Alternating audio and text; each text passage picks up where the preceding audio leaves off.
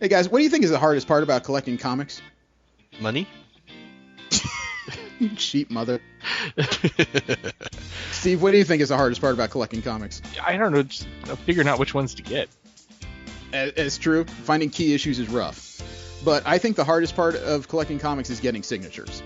You got to find out where creators are going to appear. You got to get the plane tickets. You got to get a hotel room, buy a badge, feed yourself, and then wait for hours on end and hope that the person you're there to see doesn't decide they've had enough and they really want a sandwich at this moment.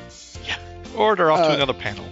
That's happened to me a couple of times. I think I've annoyed Brian Michael Bendis enough. He might actually know who I am. But that's why I go to Celestial Comics for signatures.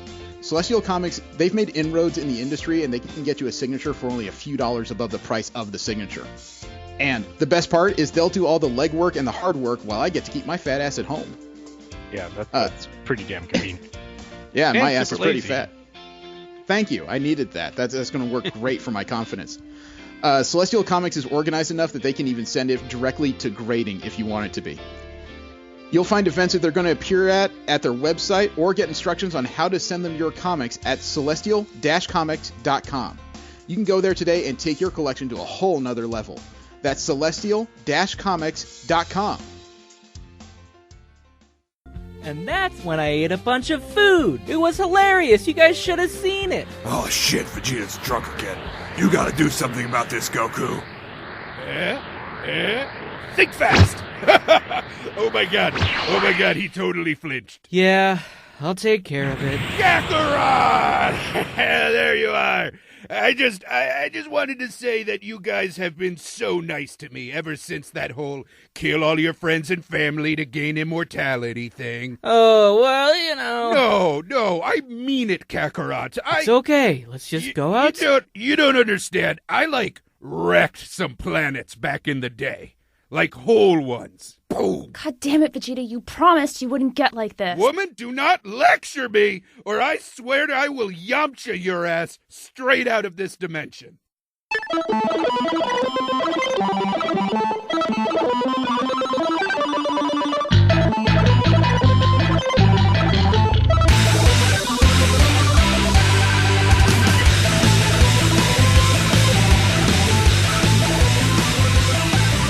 Hello and welcome to another episode of Rollin' 20s. We are the show that says that your Overwatch play of the game was when you turned off the console. I am Jeremy. Steve. And Jesse. Remember, you can subscribe to this show and several others under the MSP library at missionstarpodcast.com. You can like us on Facebook, subscribe to us on iTunes, Stitcher, and on Tumblr. Follow us on Twitter at the Rolling 20s. You can send us any fan mail, suggestions for the show, or hate mail at mspfreight@yahoo.com. The music you heard before the show is by Machina Supremacy. You can find more of their discography for free download at machinasupremacy.com, as well as their latest couple of albums on amazon.com. The clip you heard was Why Dragon Ball Z Characters Shouldn't Drink by Dorkly. You can find more of their videos under their YouTube channel of Dorkly. It is a week removed from San Diego Comic-Con, and we still live.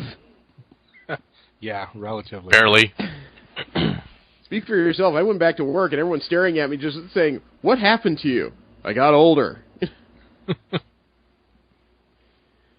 But it was still a good weekend. It was still a fulfilling weekend, and very soon we're going to talk to Anthony on the con over and give you our full impressions of that. As you can imagine, though, this week is going to be full of news that had almost had a lot to do with that weekend for sure. Because goodness knows they don't like holding back news during Comic-Con. That seems self-defeating. Yeah. There's a lot of things that came out during that. How's everything else going? We finally got our new washing machine delivered, so we can do laundry again without having to go up to our parents' places. Okay, so you had that Indonesian boy delivered, huh? Yeah. No. Okay. I had something interesting happen to me in the last few days. So, you know how sometimes I'm never convinced people actually listen to what we do? Mm-hmm. Uh-huh. It just seems so wild out there that people enjoy three idiots rambling on the subject of comic books and other random stuff. I had an invite that could only come from this show. The reason I say that is because it is a Titanfall 2 fan group on Facebook that just randomly accepted me into the group. And I didn't even get the invite notification. It just said, by the way, you're a member of. And I just kind of sat there and said, why in the hell would I get this? The only time I've talked about Titanfall 2 is on this show. Oh, right. Right. So now there's a bunch of UK people that have added me to a Titanfall 2 fan group that's trying to figure out how to get into the beta and all this. And, I am so flattered it is not even funny. And, of course, I'm taking advantage of every link that just says, maybe this will up your odds for the beta. It's like, oh, please. Yes. Don't ask twice. How about you, Jesse? How are you?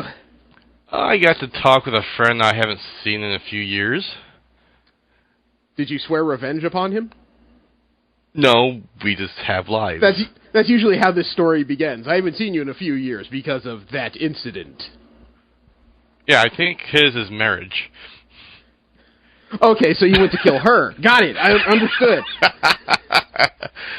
No, as an old high school friend of mine, we used to play Magic the Gathering together. I quit because money. But I quit because money. Instead, I'm doing Kamikaze and San Diego Comic-Con and Great American Comic-Con. Yeah, money's a problem, man. His choice. I understand what's the word, irony there? But yeah, I know it's been a while. We're catching up and seeing what he's doing. We talked about comics for a bit, and I sold him some Magic cards. Ah, cool. Yeah, so you sold him what you bought, then? Yeah, pretty much. It says, Jesse, myself, and my wife each picked up a set of those Magic the Gathering exclusives from Hasbro for 2016.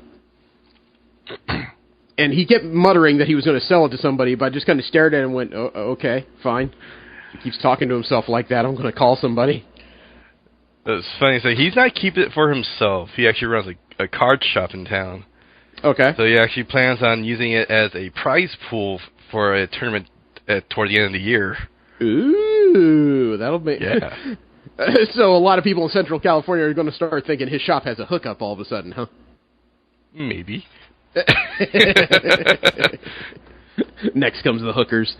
Oh, by the way, I stopped in Santa Monica during an extra day off I had after Comic-Con. Did you know that Barnes & Noble is running a hell of a sale right now? Selling what? I want to say through, like, August 5th. It started somewhere around July 26th, 27th, if I remember correctly. Actually, I think it was July 25th, right after Comic-Con until August 5th. They're running a sale of Marvel graphic novels of buy two, get one free. Huh. Oh. Yeah, so I took the opportunity to augment my collection a little bit. They actually had the first story arc of Spider-Woman available in trade. And you guys know what I thought of that story, man. That was a lot of fun. Yeah. But, I mean, I bought 3 graphic novels. I bought the first volume of All New Wolverine, the first volume of Spider-Woman, and the first volume of A-Force, and it was under $40. Nice. Yeah, I appreciated that, frankly. So, had a pretty good weekend, I guess. The subject of this week is the first 6 issues of Warren Ellis' run on Stormwatch, issues 137 to 142. We'll get to that after we get through the news of the week, and again, we're post-Comic-Con, so certain sections are going to be rather large. First up is Marvel Media News. We talk about the Marvel properties that end up everywhere but on the comic book page, and by everywhere, I mean coming soon to a brain near you. First off, Marvel's Infinity War, the two-parter that we've been talking about that is going to hopefully tie together all these hanging story threads regarding Thanos and the Infinity Gems. The first of the 2 movies has officially been named. We discussed about 2 months ago how those 2 movies were known before as Infinity War Part 1 and Part 2, but we found out that they will be subsequently named later. Well, the first part of that has officially been named. The third Avengers film has been named Avengers Infinity War. To which a lot of people went, wow, that's incredible. And to me, I just kind of sat there going, wow, that's redundant. Yeah. Dug deep for that one. Yeah, they cut part 1 off and presented it as this big thing, to which some people are truly excited about, to which I wonder, have you used the internet before? So, I mean, I look forward to knowing the name of the next film. However, I have a feeling that name is not going to come out until very close to the release of Infinity War. That's just a theory, but that's the way I feel about it. I think there's something going on in the movie they won't want to reveal. Next story is something that came directly out of Comic-Con. I sat in the Marvel panel when they debuted the actress who's going to play Carol Danvers, a.k.a. Captain Marvel, in their series of movies, and it is actress Brie Larson. Brie Larson was the actress named at the tail end of a group of rumors. She played Eve Adams? She played Scott Pilgrim's ex-girlfriend in Scott Pilgrim vs. the World. The blonde singer, the head of this Clash at Demon Head band. I'm curious to know how she'll do in this role. I've seen her in a couple subsequent films, including 21 Jump Street, and she was much more normal in that movie. I will give her that. However, she wasn't exactly the focus, as, you know, Jonah Hill and Channing Tatum went through just about every frat boy joke you could think of. Mm-hmm. So we'll see how it works. I'm going to give it a solid let's see. You know, goodness knows, I've been skeptical about other stuff they've done, and Marvel's come up big in their casting. Yeah, I kind of remember her as being kind of tiny, though. I don't know. We'll see how her screen presence goes, I guess. She is she was tiny compared to other characters. You got to remember, in that film, she was standing next to Brandon Routh, who is above average as far as human height. True. The man is a tower, like a living tower. You know, Michael Cera, she was eye to eye too, so she may be about average for most people. Mm. Also revealed at Comic-Con were the names of characters for several actors in the Black Panther film, finally. Denai Guerra is playing Okoye. Michael B. Jordan is playing a Black Panther villain named Eric Killmonger. And Lupita Nyong'o is playing a Dora Milaje character named Nakia. I wish I knew more about the Black Panther mythos. I have a feeling those names are much more important when I know who they are. The only thing I remember was staring at Michael B. Jordan coming out on stage and thinking to myself, so Kevin Feige rescued 2 Human Torches now, did he?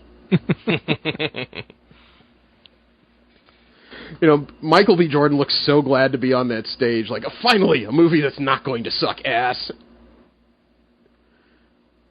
Lupita Nyong'o was also cornered backstage by, I believe it was Comic-Con Press. And she actually had quite a bit of information about the film itself. She said, quote, "I can say more than I could about Star Wars. I played Nakia, who is part of the Dora Milaje, whom I presume you know as a special forces group from Wakanda. The story of this Black Panther, what I'm allowed to say, is that Black Panther's leadership has been threatened by 2 foes who come together, and so Black Panther gets the help of the CIA and the Dora Milaje to try and defeat the enemy." That's more than... the CIA? Yes. Well, if you recall, one person he trusts is in the CIA right now, and that would be Agent Sharon Carter.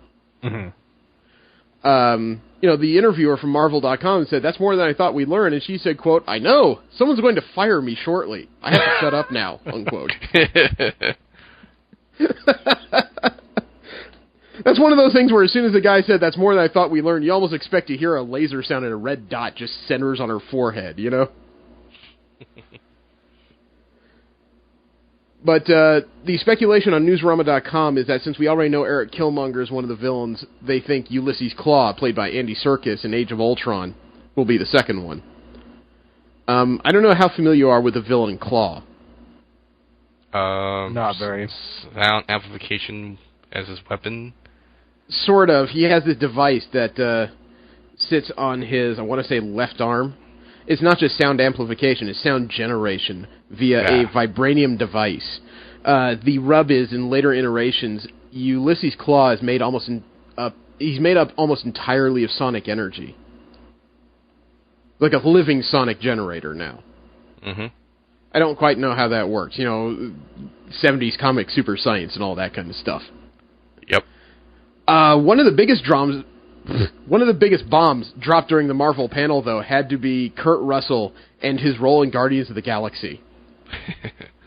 And when they didn't even mention it while he was on stage, they mentioned it in the footage that they showed at Comic-Con, which I found out will not come out anytime soon.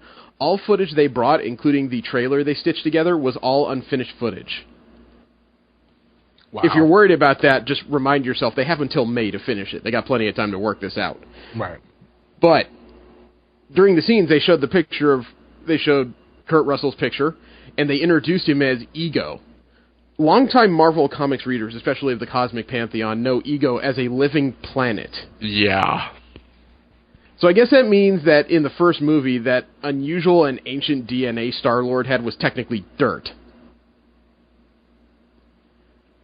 No? I'm trying to think of something. Should have just cleaned under his fingernails. Now, somehow Ego has crafted himself a human avatar, which he uses to interact with people. That's also how, obviously, he impregnated Star-Lord's mother. It was interesting because one of the clips is of Star-Lord Star-Lord, Drax, and Gamora talking to Ego's human self. And Drax just says, "Do you have a penis?" And Chris Pratt whirls on him and says, "Dude, that's not a question you ask." Well, he has to have a penis. I mean, how else could he? I don't want to picture him with my mother, man. And that's when Kurt Russell interjects and says, "Now look. He's asking a very viable, grounded question. And to answer it is a magnificent penis." I imagine all the women in the crowd were just like... All the women in the crowd in Hall H were just going, "Who's the old guy?" Unfortunately. You know, you got to think about the generation, man. Right. I keep forgetting I'm old. Steak Pliskin. But Ego was created by Stan Lee and Jack Kirby as a Thor supporting character. He's been both a hero and villain in comic books. He's a sentient planet with a face. I hope I never see that face in the movies, man. That would creep me the frick out. You know they're going to do it. Didn't he become a lantern at one point? No, you're thinking of Mojo. Yeah, I'm thinking of Mojo. Mogo. Mogo, yeah. Harji, that's also DC, man. Oh, really? That's DC. We're talking Marvel Comics. I'm sorry. I woke up, literally a couple minutes ago, so... Wow. Yeah. Obviously. Yeah. Didn't he become a Green Lantern? Yes, that's when Youngblood intervened. Oh, fuck. All right. James Gunn took to Facebook after the panel to explain the character, and he said, yeah, his dad is a planet, sort of. It'll all be explained in the film. But to me, this is the absolute center of Volume 2, and one of the reasons I've been so excited about it. When Marvel first approached me with the first movie, I thought, wait a second, a talking raccoon? Isn't that a rather ridiculous idea to base a movie around? It was then that I took a step back and asked myself, okay, if a raccoon could talk and shoot a machine gun, how would that be? And answering that question ended up being the entire foundation of Guardians of the Galaxy Volume 1. There was a sadness in the answer. Rocket was an animal experimented upon, torn apart, and put back together, without compassion. He was the only being of his type and had never known any hint of kindness, utterly and completely alone until he met his fellow Guardians. And one of them in particular, Groot, thought it was worth sacrificing his life for his sake. This melancholy had beautiful undercurrent which helped to ground the character for me, and he had far more in common with Frankenstein's monster than he did Bugs Bunny. And I related to him greatly, and I hoped other folks who felt like outsiders would as well. Ego seemed in many ways like an even more ridiculous character, but I asked myself, if a planet was alive, how could that be, and how could it father a child? The answers to those questions took me to a far deeper place than I expected. Is that a pun? I don't want to... quite possibly could be, but... I don't want to give away... of the doubt.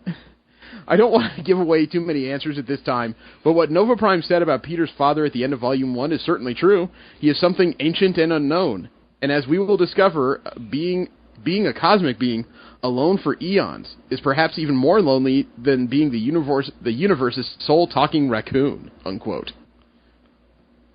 It was also revealed that Ego is the one bringing Mantis to the team. Mantis is some kind of companion figure that hasn't quite been revealed as of yet.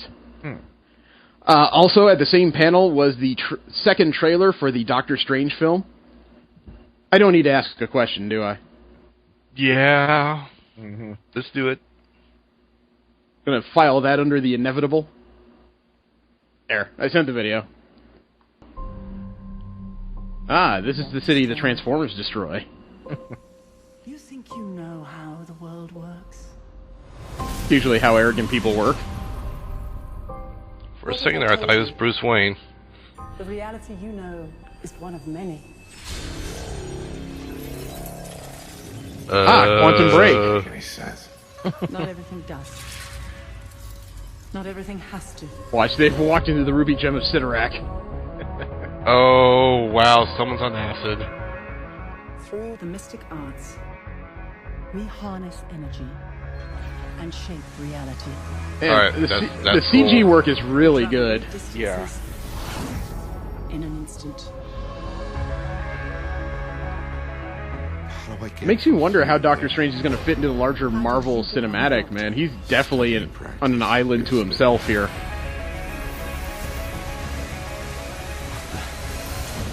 He figured out how to make Gem and the holograms. Is he ready?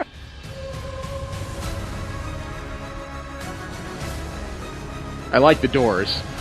Be careful which path. 3 separate locales. Stronger men than you have lost their way. I am death. And pain. He's read it. Protecting this world. Oh, there's some Inception shit going on here. As long as it's not the craft stuff. I can't take any more of that. So many years peering through time. There's the Matrix. Oh dear God, this is gonna be one hell of a trip. This is a movie I would definitely consider watching in 3D. Yeah, he had the most. He definitely has had the most epic put on of a cape I've ever seen. What's this? My mantra? The Wi-Fi password. We're not savages. With all this magic, they still use the internet. Okay. That actually looks much better. Dude, this could be a good standalone film. Yeah.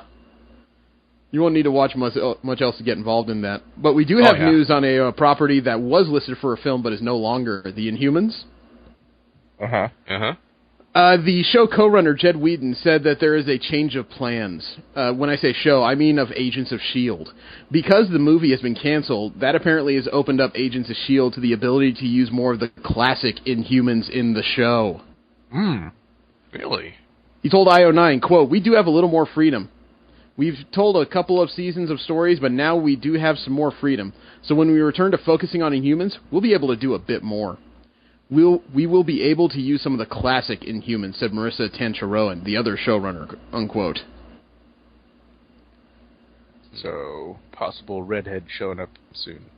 Well, not just that. We're talking like Crystal and Karnak and Gorgon and Triton. Lockjaw. I'd like to see him try Lockjaw. Dude, if they cast Black Bolt, they have to get Kevin Smith to be Silent Black Bolt. You could so do that. But the other big reveal for Agents of S.H.I.E.L.D. came at their big panel, one of the few that I wanted to see that I actually missed, and it was revealed that that flaming chain is in fact not Inhuman Hellfire. They're bringing a Ghost Rider. It's not Johnny Blaze, it's not Danny Ketch. They're going Robbie Reyes. Robbie Reyes in Marvel Comics. Yes, he is the 4th Ghost Rider Marvel Comics, definitely the youngest. He drives a modified 1979 Dodge Charger with a blower. Ooh. He also this looks scary on the road. Well, he also typically doesn't have a flaming skull, at least not a showing one. When he transforms, he has this metallic mask that looks like a skull, but it also looks like it has the exhaust of a blower in the center of the forehead. Oh, so that's it's like more metal than it goes than. Yeah, it's more like metal than when he's running, it's like flame is leaking from the eyes, the blower, and from between the teeth. You know, they also didn't mince words because they showed a small teaser that showed the shield symbol, then suddenly a flaming chain in front of it. Then it said, "Vengeance comes this fall." The whole thing explodes, and there's a flaming skull. You know, there's no more guesswork as to who that is. Yeah. And they went the extra mile, which is why I'm kind of sad that I was so busy on Friday afternoon. After the Agents of S.H.I.E.L.D. panel, they wheeled something out to the Marvel booth on the exhibit hall floor. Clark Gregg went out and pulled the tarp off it. It is the modified 79 Charger they used in the series. Oh, please tell me you got pictures. I do not, unfortunately. That was all no one's Twitter. posted it? Somebody posted a couple small pics on Twitter, but I didn't have it myself.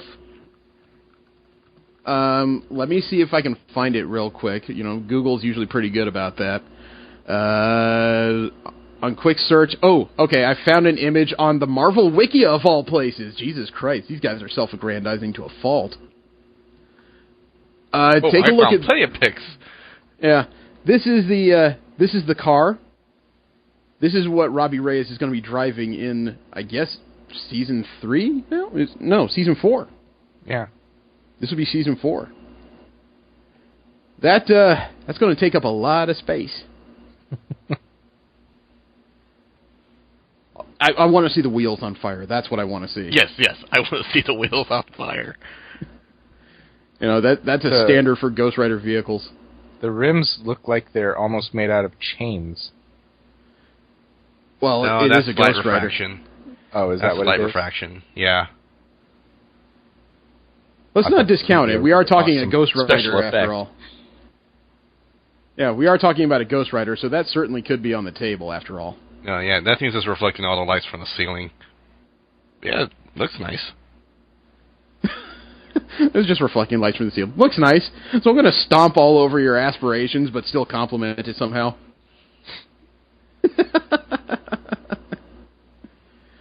I wonder how many copies of this car they're going to use. Oh, you that's know they're probably going to wreck a few. That's probably the one that's drivable. I'm sure there are a few that are in the bottom of a dumpster right now. They cast him with actor Gabriel Luna. Gabriel Luna was recently as Miguel on True Detective and Tony Bravo in the series Matador. I am not aware of him myself. I don't watch either of those shows. But there's another trailer that came out, and this one I got to see live, simply because I was at the panel for the Luke Cage series. And, dear God, I am a fan of Luke Cage, and we covered that rather extensively recently. I've become a fan of the character, especially since his turn in the new Avengers. He's become a larger-than-life kind of figure. And I was kind of worried going into the series because I saw him in Jessica Jones, but he was not the star, and it was kind of hard to get a feeling for the character in the series other than he's unbreakable, he's big, and apparently he and Jones break beds on a regular basis. This trailer, though, oh, yeah, I got kind of a stiffy when I watched this trailer, man. It was awesome. It was everything I could have hoped for, and I sent the video. Stately Wayne Manor. Thanks, brother. Not quite. Okay. You should be out there helping people, like them other fellas downtown. Reaper used to say the same thing. Yeah, well, she was right.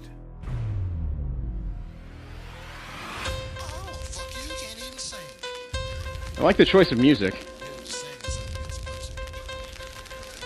What kind of music is that? Not sure.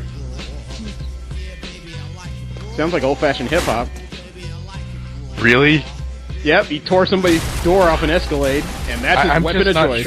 I'm just not sure why. I mean, other than just... Probably because it sounds intimidating when somebody factor. beats your crap with a car door. And then there's this. Oh, Press him in it and throw him down. Machete. Ceiling. Roof. And rebar weapon right out of the wall. you know, he really doesn't need it. Yeah. No. This is all about scaring the piss out of somebody. Kick down the gate. I was like, can he break bars? No, he'll just break the wall mounts. Knocked down a few doors in the projects, and now Listen to this. you Harlem's hero. I'm just getting started.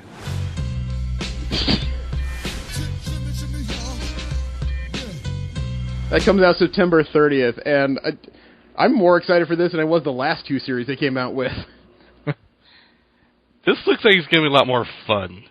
It does look like it's going to be less of that dour flavor of people just kind of doing what they do begrudgingly. It looks more like he's doing it because he wants to kick somebody's ass. Mm. Which is a great change of pace from Yeah. the other two. Speaking of Netflix decided to talk a little bit about why they passed on picking up the rights to Agent Carter when the series was canceled by ABC. And it turns out the reasons were entirely business. See, the problem was not necessarily that they didn't want to make the series. They appeared to have an interest in it. The real problem was that ABC and Marvel already made complicated international deals that would prevent Netflix from having complete control over the series' distribution worldwide. According to Netflix Chief Content Officer Ted Sarandos, quote, they also have some output deal complexities, so when you pick it up, being able to pick it up globally is difficult even after it's canceled. Some of those output partners still had it on the air, so they would argue that it's covered by their output deals. Unfortunately, it was a business decision more than a creative one, unquote. Oh, that sucks. There's just nothing else they can do about it.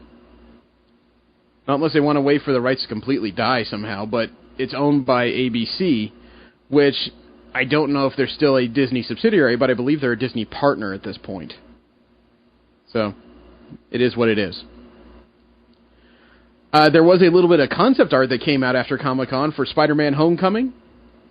Remember I told you while I was there, they had this CG rendering, it was all darkened profile of the Vulture? Mm-hmm.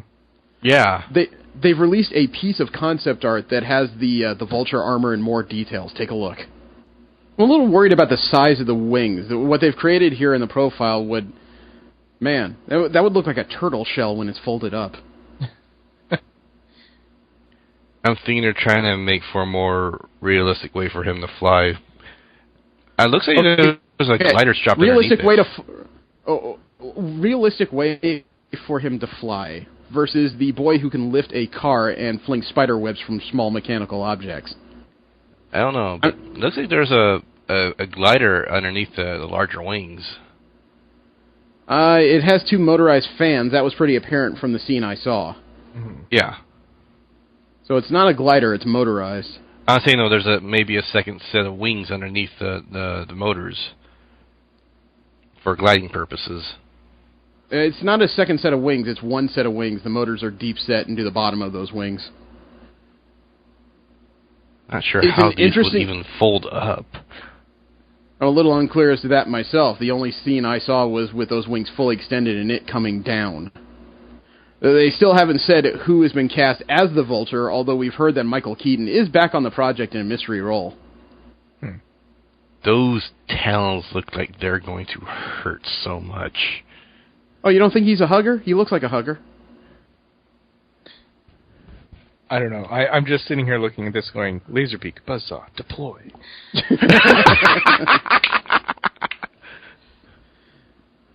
Well, after the Comic-Con panel, 3 actors from Spider-Man Homecoming did reveal what roles they're playing, and they're all friends of Peter Parker's from high school. Let me see. Laura Harrier is playing long-standing character Liz Allen. Tony Revolori is playing Flash Thompson. And this fat Asian kid, Jacob Batalon, he's playing Ned Leeds. All of which are original Spider-Man characters. Huh. I was kind of surprised when I saw the video of Holland and Batalon. I assumed that they poached the Ganke character from the Miles Morales comics. Nope, this one is Ned. So, there you go. They started to lay the groundwork as to Peter Parker's actual high school days. And last up, when it comes to Marvel media news, Bill Sienkiewicz is mad with 20th Century Fox. No. Yeah, there's a little bit of a story involved in this. Remember when we talked about X-Men Apocalypse when it was filming? They had cut out a scene from the movie where Jean Grey, Nightcrawler, Cyclops, and Jubilee decided to get away to a mall to show Nightcrawler what a mall was. Yeah. During those cut-out scenes, they went to a record store, and Cyclops decides to talk about Jean Grey's favorite singer and holds up a record cover of Dazzler. Uh-huh. That image that they used on the record cover came right off of a Dazzler comic book, specifically Dazzler number 29. Apparently, even though Fox used the image of that cover in the film that Sienkiewicz drew, they gave him no credit at all for the image. And to add insult to injury, which I'm sure this is how Sienkiewicz learned about this, because while we were at Comic-Con, Fox was doing a pre-order, not a sale, a pre-order of the Apocalypse Blu-ray. For ordering that Apocalypse Blu-ray, you would also get a special card inside of Dazzler's album cover Ah, now they're selling it. Yeah, it was given out to people who made the pre-order right there on the spot. The album cover was given to people with the same image that Sienkiewicz drew. You know, I know I'm not a fan of what Fox is doing with the X-Men, but this is not a Bash Fox scenario. This is one of those bad business decisions that can come back to bite you in the butt. Because they are using his work to sell their movie without giving him any credit whatsoever. Or compensation. According to Sienkiewicz, neither Fox nor Marvel notified him that his art would be used in this way, and he called it at least a common courtesy to be told. And he said, quote, so 20th Century Fox was offering this Dazzler 12-inch album at SDCC in connection with X-Men Apocalypse digital release. I actually found out about it at the con when people started coming up to me in increasing frequency for signatures. Oh, man. This practice is hardly unusual standard operating procedure for corporations. Even so, it still rankles. I'm one guy. I've been doing this comic book thing for years. I'm aware most everything is work made for hire. Still, I received no prior notification, a common courtesy, no thank you, ditto, no written credit in any form whatsoever, either on the piece or in connection with the premium, absolutely no compensation, and no comp copies of the album, unquote. Oh. Now that I've read that out loud, it's even worse. I mean, he got shafted. There's no other way to really put it. Yeah. He got nothing for that work he did. Even if it wasn't the greatest of comic series, he still did it. It's still his work. So he deserves something for that. I hope somebody catches up to him real quickly and helps him out. Of course, then again, you have to talk to Fox, so I don't know what exactly they'll say about it. Mm-hmm. Any opinions?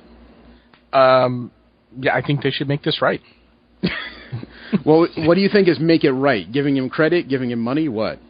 Well, at bare minimum, give him credit. If due to the fact that you're now going back and going, oops, my bad, then maybe some monetary recompense should be involved. But yeah, I haven't even at the very heard least just be like, sorry, yeah, this guy is the one that did it.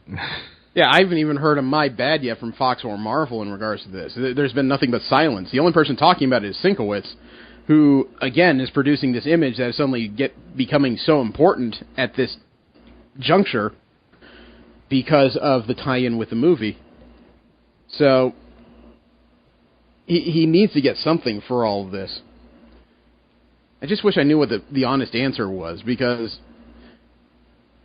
I'm not sure a cut of the gross of the film would be appropriate since it didn't make it in the movie, but at least maybe a cut of the DVD sales, since that's what was driving people to pre-order Apocalypse at the convention. Okay, now we'll move on to DC media news. We'll talk about the other major companies and their multimedia properties and where they end up. There was a quiet announcement that came out very recently in regards to DC Cinematic Universe. And that announcement was that they fired Zack Snyder. They what? That's only a dream I had, I'm pretty sure. Okay, I was saying, is this a joke? I'm just trying to make sure you're awake. The actual announcement was that they promoted Jeff Johns to president of DC Entertainment. However, he's not the only president. There's still Diane Nelson, who's served as DCE's president since 2009. So apparently he's a co-president. Jeff Johns is a comic creator in long standing right now with DC, as well as in good standing. Jeff Johns is responsible for the resurrections of both Hal Jordan and Barry Allen in DC Comics prior to Rebirth and the New 52. Mm-hmm. He was also one of the creative forces behind the Sinestro War and the Blackest Night. So, he's a good comic writer. My only question is, will he have enough control of any sort when it comes to movies? And even then, what qualifications does he have to run movies? If you recall, comic book people working Marvel's movies didn't work out great because of how many creative inputs they had, and things seem to have improved now that there's just one man at the top who's not even a comic book guy, just a comic book fan. So I wonder how this move is going to help. Any opinions? I mean, Jeff Johns, he is a solid guy at the very least. What exactly would he be doing in that role? He would be one of the presidents of DC Entertainment, so he would have some of the final says in regards to creative control and content regarding their multimedia. As far as the movies, as far as their animated movies video and releases? Movies and TV properties. Okay. Well, they're probably TV animated properties, as well. You know, And, a lot of them are animated popular, as some well, so not quite so much, but I mean, more creative input. I don't know that that's necessarily a bad thing. It just, I mean, it'd be kind of nice if you reined in the guy that's doing it always bothers me in some respect, because when people write books and comic books, they don't always make the greatest movie people. It's like when Frank Miller took a lot of creative control over Sin City, it turned into a real mess. When what's-her-name, the writer of Interview with a Vampire, got heavily involved with the sequel movies, they turned into a huge mess. So a comic book guy suddenly in charge of a bunch of comic book properties, on paper sounds like a good idea. It's just one of those cases where the history isn't there. Yeah, so I mean, it's possible he has, attended school for, cinematography or something, that gives him more of a leg up in this sort of a deal. But yeah, I don't know. It just remains to be seen, I suppose. They obviously have some sort of plan if they're willing to put him in that position. I suppose so, but, for all I know, I mean, Jeff Johns used to be head of DC's development as far as their comic books. Now he's in this position, which, again, not terrible, but would really like to know more, Mm. And, this being DC Entertainment, as you could imagine, there is one last Suicide Squad trailer that's coming out that has come out as a result of Comic-Con, and also because the movie is released August 5th, this coming Friday.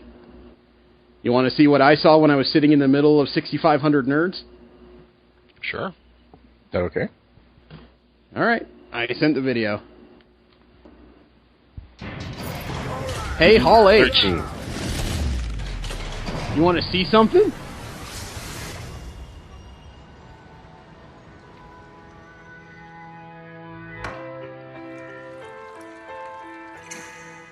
A little bit of tequila between friends, I guess. Among thieves. We almost pulled it off. All my friends are heathens, take it slow. Despite what everybody thought. Wait for them to ask you who you know.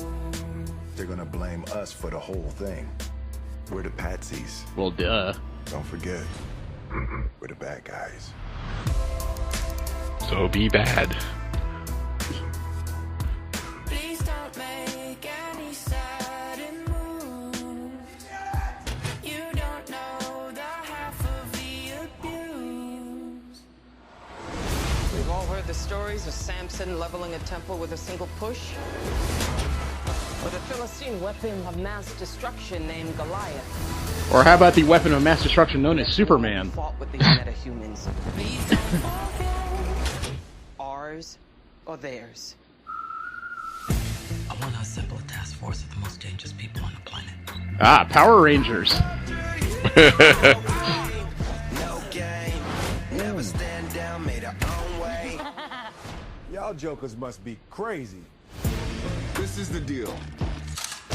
I swear, I think Will Smith says y'all jokers must be crazy every film. Look at the pretty lights. I think that's his I'll be back. Do something that'll get the kill.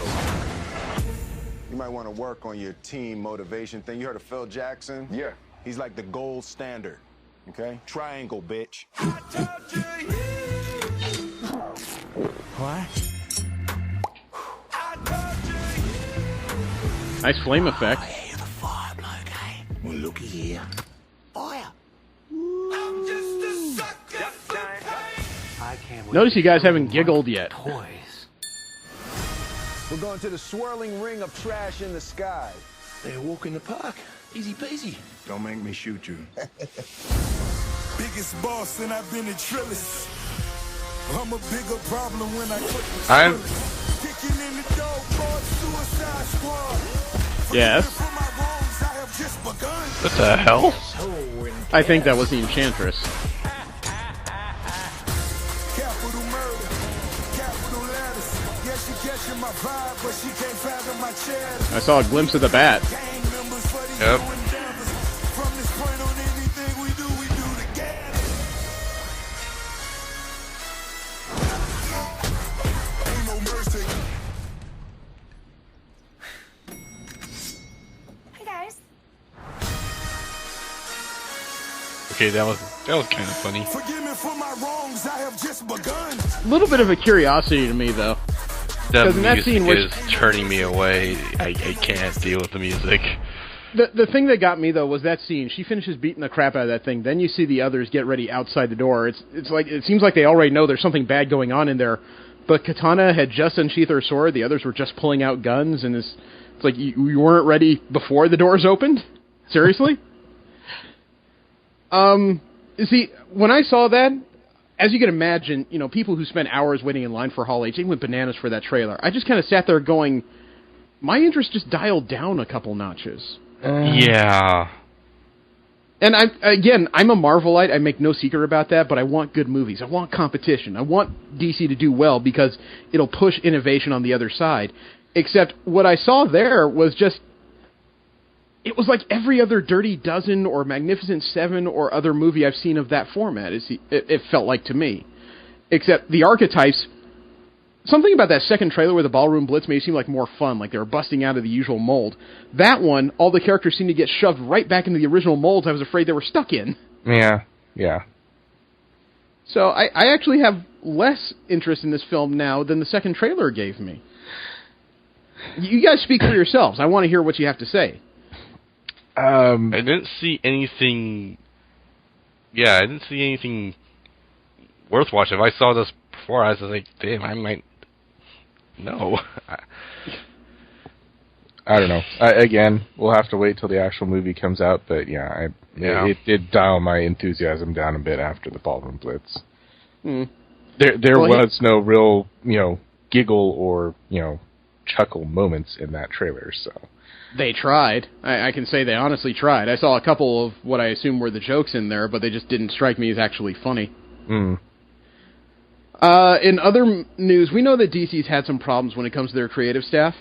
Aquaman is getting more complicated. No, they haven't lost another director. James Wan is still on the project.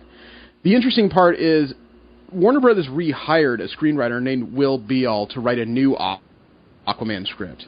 This is according to a Hollywood Reporter. Beall was originally hired in 2014 to write the script for this 2018 movie.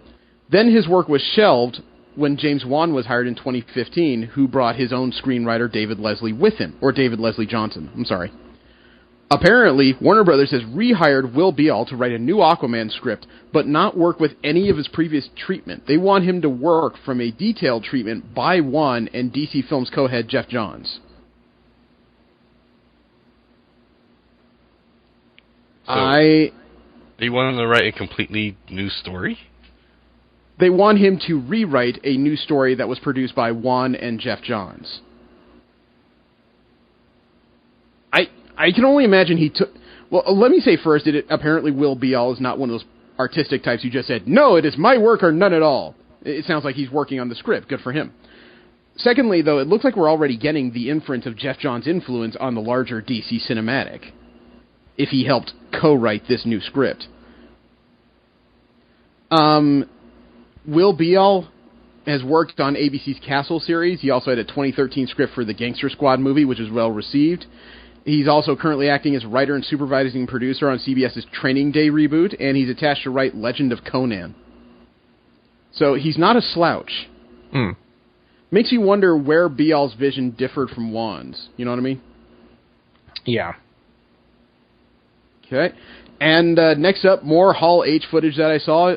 I can show you the trailer that was played for the Justice League, which is still in filming right now, but they brought some footage prepared by the filmmaker specifically for Comic-Con in Hall H. You ready for this? All right. Yep. Okay. Sent the video. The following footage was prepared by the filmmakers as a special look for fans in attendance at Comic-Con 2016, and that hurt. There is a stranger who comes to this village from the sea. Comes in the winter when people are hungry. Sounds like a freaky old man talking, but no, that is Bruce Wayne. That was last night. Looks like a freaky old man. Oh, never mind. There's a freaky old man. Call Drogo! I believe that an enemy is coming from far away. Mother box being... It looked like a mother box buried by Sauron. This stranger. If it's from a box, it should be called the Father Box. Others like him. Okay, Aquaman being covered by those breaking waves was awesome. Building an alliance to defend us. It's very important that I see this man. There's Ezra Miller's Batcave. Barry Allen. Bruce Wayne. You said that like it explains why there's a total stranger sitting in the dark in my second favorite chair. Uh-huh. He said he'll fight with us? More or less. More or more less?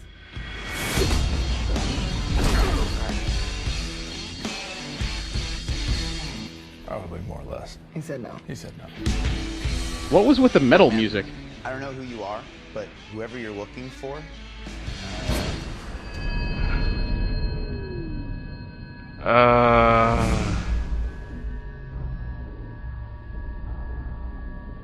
And slowly it dawns on him what he's staring at. Yeah. I did kind of like that effect. Yeah. Still don't understand why he throws lightning every time he goes up speed. Because he generates... He's not really controlling that force, speed which comes off as lightning. That feels like an oversimplification. Okay, so why hasn't he blown out everything in that basement? Special abilities. You see, I believe enemies are coming. I don't know, comic Right book there. physics. I'm in. You are? Just like that? Yeah, I need friends. Agreed. Can I keep this? Mm-hmm.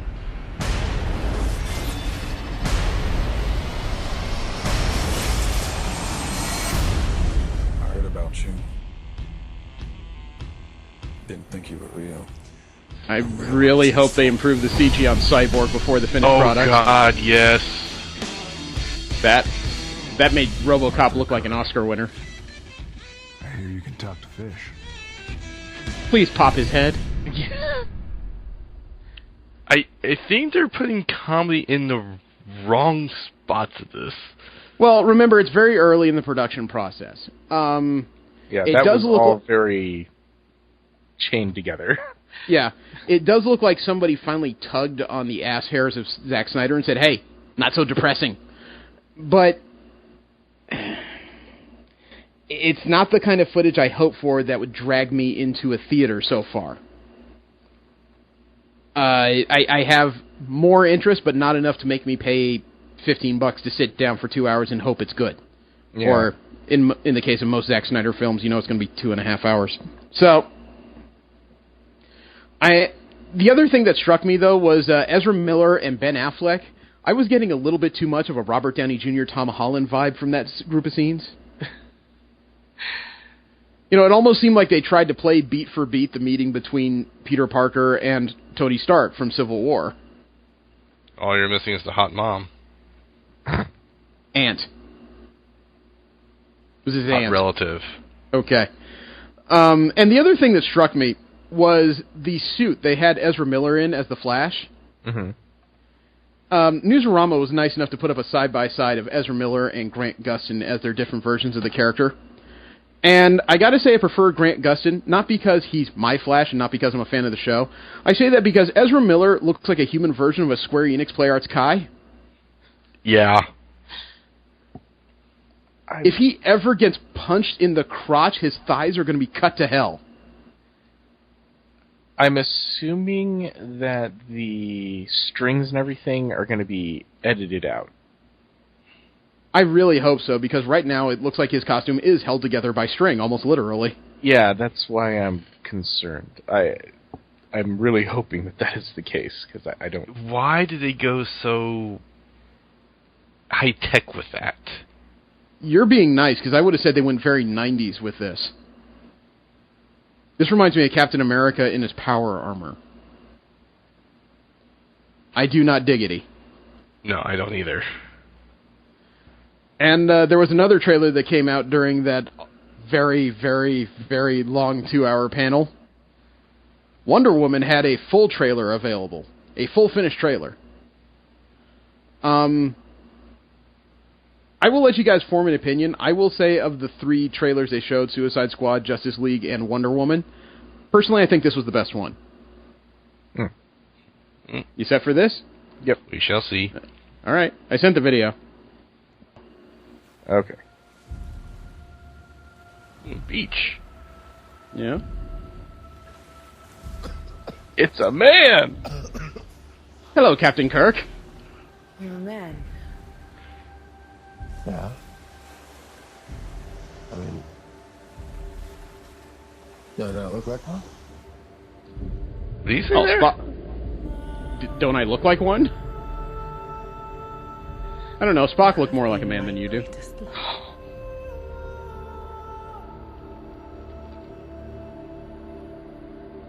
Definitely getting that period piece vibe from this. Yep. Although I got to give them credit, they actually used a color palette. Not deserve you. It's not the usual washed out Zack Snyder stuff. They let her walk in there with a sword. I was a little curious about that when I saw it myself. Who's that? I realized Was that a man before? I don't know. What about your father? I realized there wasn't exactly pat-downs in the 1920s, but at the same time, usually you don't walk into a ballroom with a sword. Well, maybe they didn't think it was a sword. Part of the dress. Yeah. Oh, lost the dress. A little bit of physics bending there.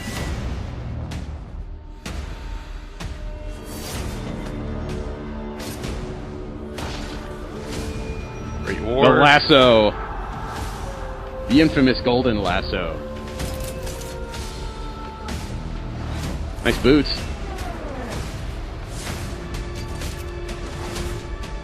At least they didn't go the hooker boot route. Yeah. They actually like went that actual glowing lasso. Galen Greaves. Yep.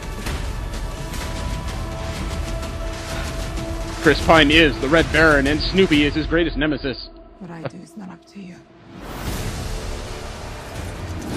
Get ready for the ass whooping. I really hope that speed up, slow down thing that Snyder does is not prevalent in every action scene in this film. I will go freaking insane.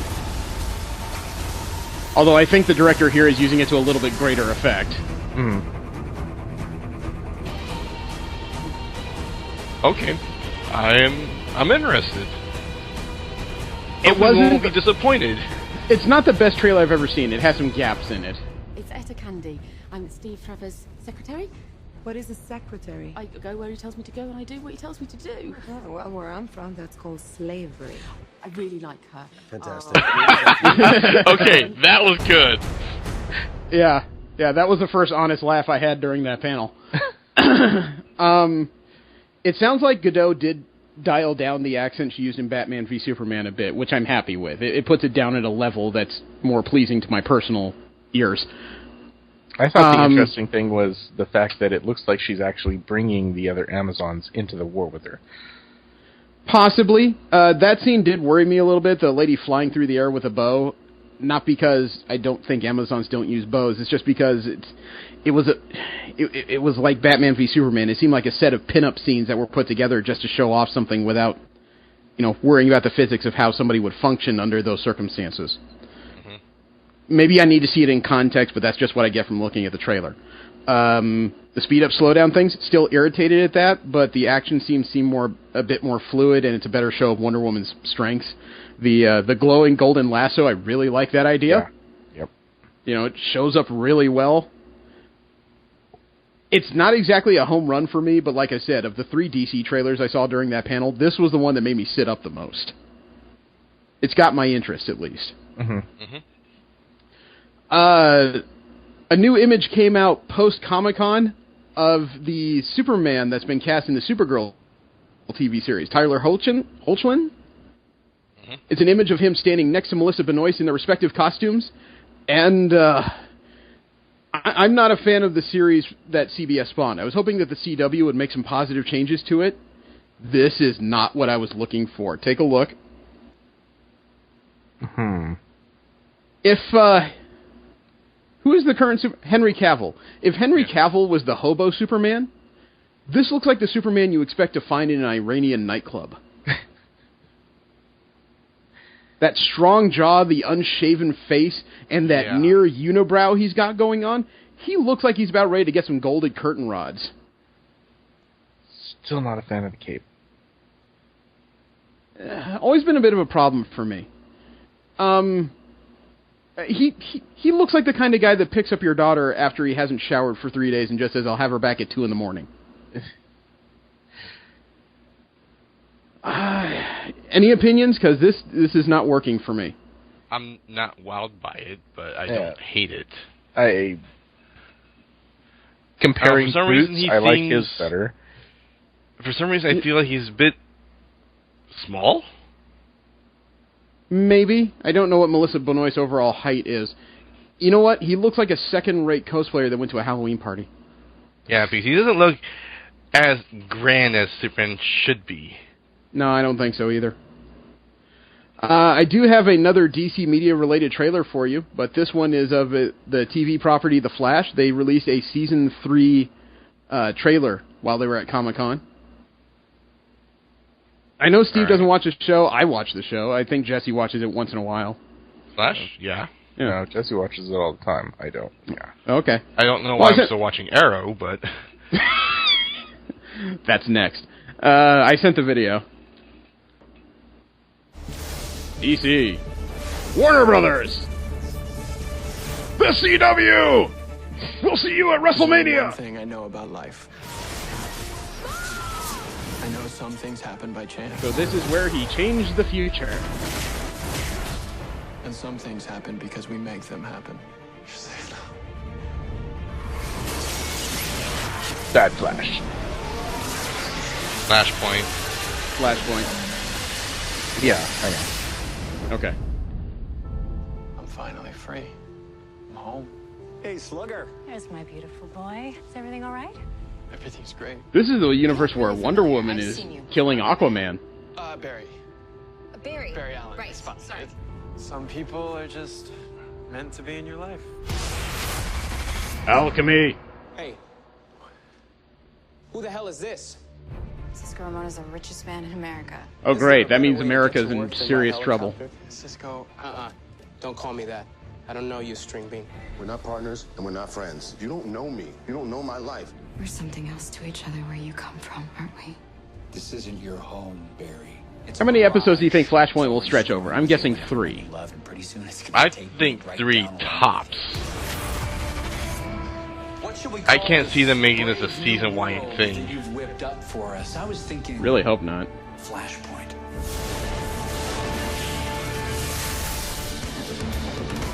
Wally West.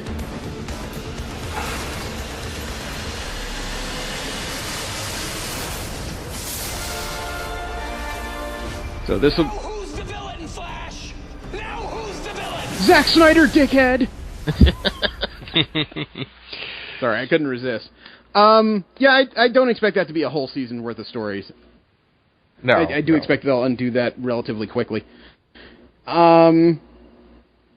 I can't say it's the most exciting news I've ever heard in the show, but it's not going to make me stop watching it. I'm still into the show. And in regards to Arrow Season 5, it was announced at Comic-Con that the major villain of the season would be Prometheus. Prometheus is kind of like the evil Batman in DC. He is the son of 2 criminals who was killed by cops, so he decided to become the ultimate criminal. Seriously? You've never heard of him before? He's the guy who caused like a couple of major events in DC recently, including the death of Red Arrow's daughter. The only Prometheus I'm aware of is from Marvel. Mutant, I believe. Prometheus. You mean Proteus? Actually, yeah, no, I was just thinking that. Proteus, yeah. Okay. There was a sizzle reel, but because we're not fans, I'm not going to subject you to it. I may watch it myself later. There is a Justice Society lineup that's been revealed for Legends of Tomorrow. Their second season will include Hourman, played by Patrick J. Adams, Vixen by Maisie Richardson Sellers, Citizen Steel by Nick Zano, Obsidian, Stargirl, and Dr. Midnight. Obsidian, Stargirl, and Dr. Midnight have yet to be cast. According to executive producer Mark Guggenheim, quote, "For Season 2 of Legends, we decided the perfect antagonist for TV's first ever team of superheroes would be TV's first ever team of supervillains, recruited from the ranks of Arrow and the Flash's deadliest adversaries. Being huge fans of the Challenge of the Super Friends, we've come to call this group our Legion of Doom, unquote. Okay, first of all, I don't believe this is the first ever team of superheroes on TV. Yeah, that seems I'm a little certain unlikely. there have been others. I mean, just if you just think in terms of like Mutant X, no, it wasn't a great series, but they were superheroes on TV. What about the Misfits of Science? They were superheroes. Greatest American Hero? There you go. Well, that wasn't a team, though. Well, that's true. Well, it was kind of a team, just not superhero team. Maybe. But on top of that, I understand that the Legion of Doom was big in the Super Friends TV show. I get that. However, when you mention the Legion of Doom nowadays, I picture two guys with mohawks and shoulder pads full of spikes getting ready to slam Bret Hart into the middle of the ring. Yep. You know, Legion of Doom is taking on a whole different connotation. You gotta find a different name. I know DC's got more than a few villain team names you could use at this point. But this being what it is, there was a sizzle reel that was released at Comic-Con. And I do have it right here. Please don't tell me to stuff it right here. I sent the video. DC. Warner Brothers. More lens flare. CW! And empty chairs. Bunch of empty chairs. I hope this wasn't an allegory for the panel. That really reminded me of some of the art from City Heroes. Empty too, huh? Everything that has happened Wow. or will happen is subject to the exploitation of time. Okay, so remember, the Hawks are gone. Which is why They both flew off into the sunset. Protectors. And Captain Cold walked away. Legends. Wasn't he killed? No, he decided to leave for some reason. I guess he decided he was a villain. So, I believe Citizen Steel and Vixen are going to be the two regular replacements on the roster. So apparently, now that they've wiped out the Time Lords at the end of the first season, the Legends have put it amongst themselves to guard the time stream from people who would exploit it. Oh, the Whovians are going to be pissed at them. You got rid of the Time Lords. Especially since they got Rory as their lead. They're screwed. During World War II, I think we can all guess who that someone is. I actually hadn't put that together. That is amusing. It's not like the Time Masters are here to stop her. We are history's last line of defense. Relax, Captain. We got this. No, you don't. If it was that easy, everyone would do it. Oh, look, it's Damien Dark, a.k.a. Evil McEvilton. A long time for what? To kill you. And yes, apparently Damien Dark is a member of this Legion of Doom, as they put it. He couldn't use Lex Luthor. Couldn't they use, I don't know, an actual villain?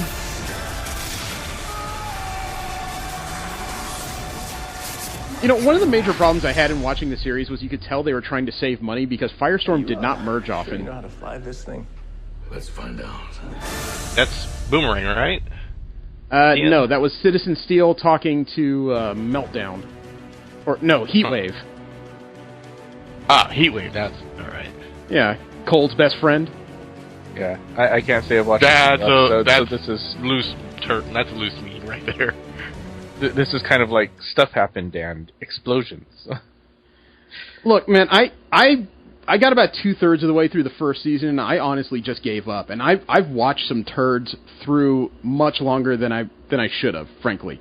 You know, the fact that I've gotten this far through Gotham amazes me.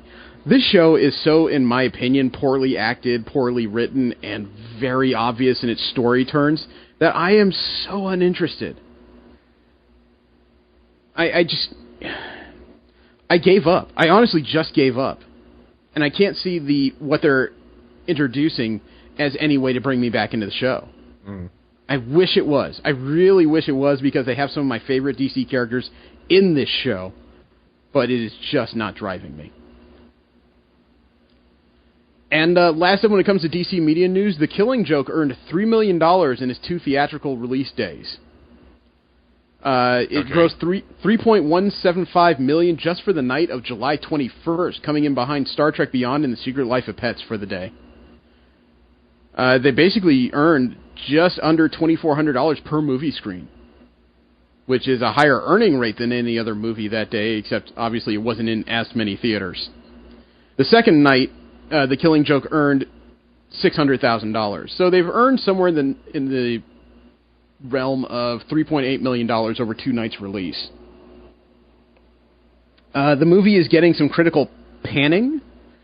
It's not doing well with critics. That's not to say it's not going to earn money or it's not going to do great with fans, because The Killing Joke it's just going to have its dedicated fan base. Yeah, I've seen it, and... You were the one at Comic-Con that did see it. The rest of us were sitting out in the cold hoping that somebody would put a piece of nylon around our wrists. Yeah, I watched it, and... Only. Sitting out in the heat. It's a phrase.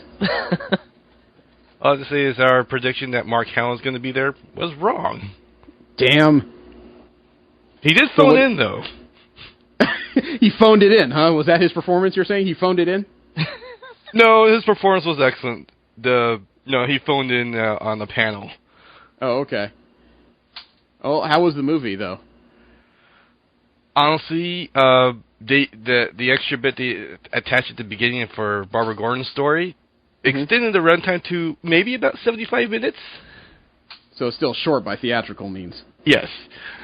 I'm not going to tell you, talk about the new part they had about the actual story from actual comics. They did real good at getting those iconic images. This Joker that was the scariest I've ever seen the Joker. Mm-hmm. But the animation was inconsistent. Some places it was really great. Other times it was like, what? Voice acting was spot on. These are all familiar voices we all know and love. But overall, I think none of you guys would have enjoyed it because I think it still has the same problems we had when reading the actual story. Okay. Well, I didn't have much plans for it anyway. Yeah, I can't say I've watched any DC animated, so, yeah. They usually do good with that. They didn't do so well with this. Party people, this is the Master of Games, Master Mario from the Cosplay Wrestling Federation. Word is Jeremy, Steve, and Jesse from the Rolling 20s will be all over Great American Comic-Con hosting panels with John Romita Jr., Joe Rubenstein, Bob Layton, and a whole lot of other special guests. Come see a great show December 3rd and 4th at the Cashman Center in Las Vegas. Great American Comic-Con. Where are you gonna be?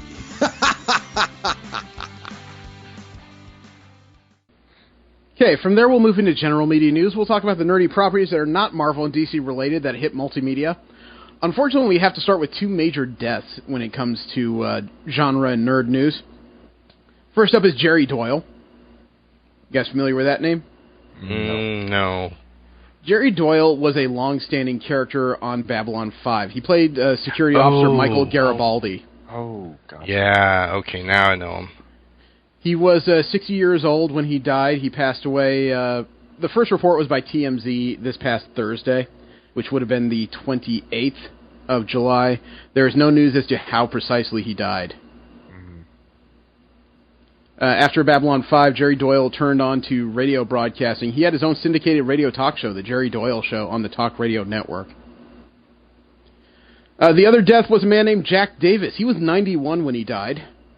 Jack Davis you may not know by name, you would know his work. He is best known for the art he created for the University of Georgia and Mad Magazine.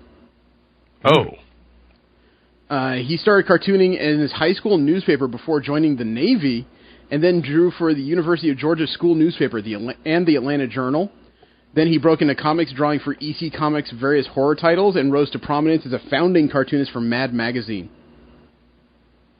The Bulldog illustrations he made for the University of Georgia are still ubiquitous among fans of the college team.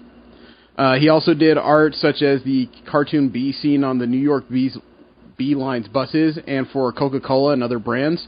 He was an inductee of the Will Eisner Hall of Fame and the Jack Kirby Hall of Fame. And did a lot of work. Going on to happier news, one of the comic book movies that is never called a comic book movie is apparently in line for a reboot. Walt Disney Studios is developing a sequel reboot of The Rocketeer. Oh. According to the Hollywood Reporter, though, this sequel reboot is being called The Rocketeers, plural. Huh. It's going to be based on the... There's going to be a furry raccoon running around with him.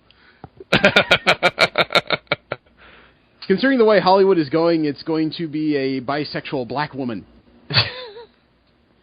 It's going to be based on the original comic book series by Dave Stevens. The feature would reportedly be set 6 years after the original film that was made in 1991. Oh, wow. Okay. And I'm getting this straight off the story, with an African-American female pilot taking up the titular moniker. Okay. No, not okay. Not okay, because as much as I believe in civil rights,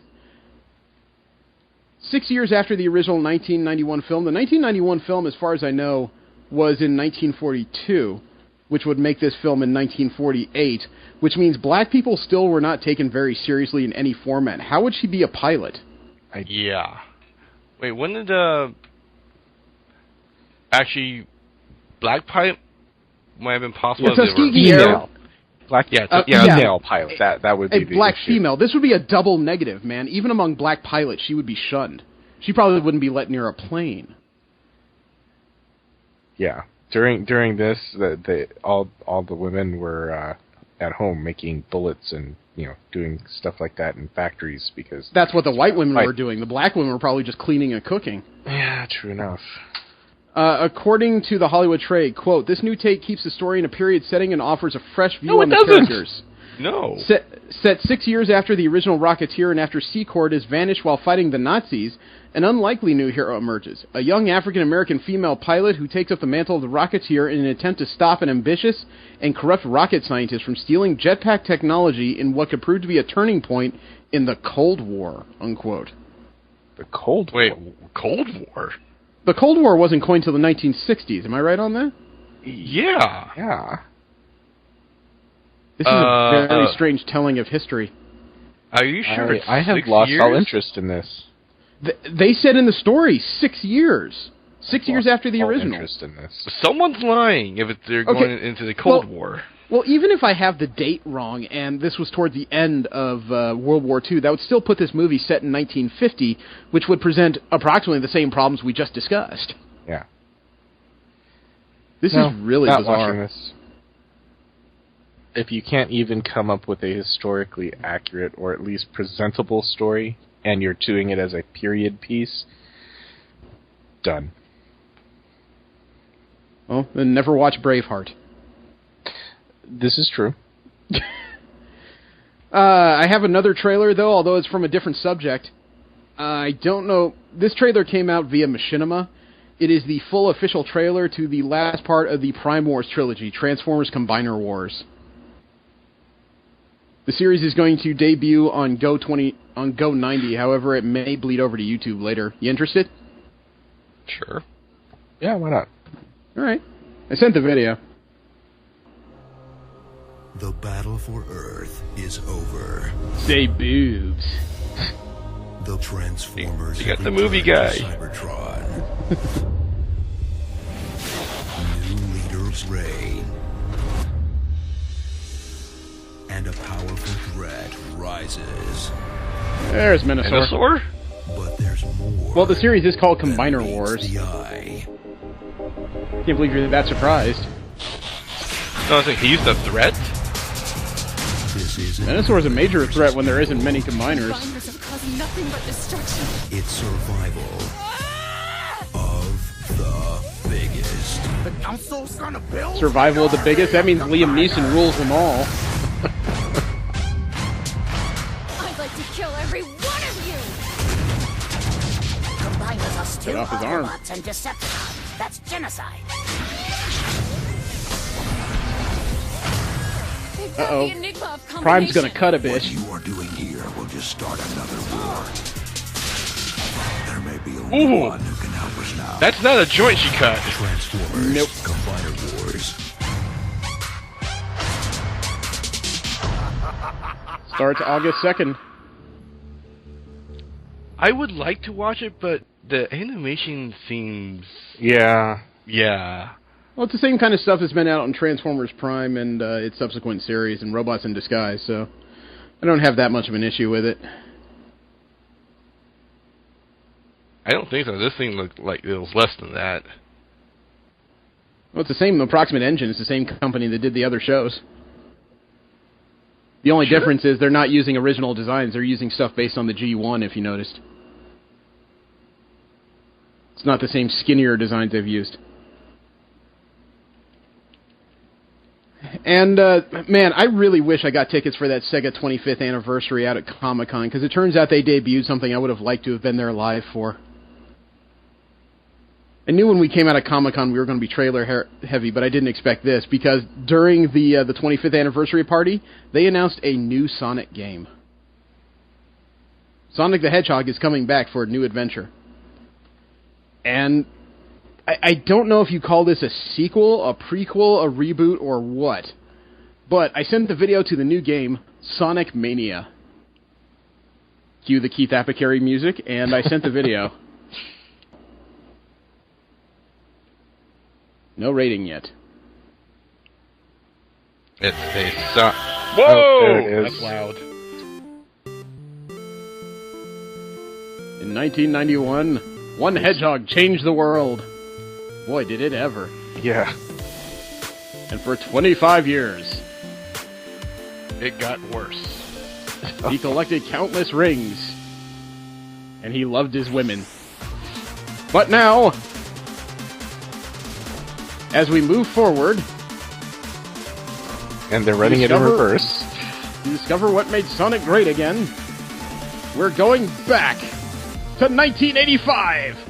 Well, isn't that kind of them announcing that they made crap stuff after that because they're making it great again? They don't have to announce it. Everybody knows it by now. This is where it begins! This is the new game. A new 2D adventure. Reimagine classics. Remember this place? Oh, yeah. New zones. Wow. Sonic does a lottery. 3 playable characters, Sonic, Tails, and Knuckles.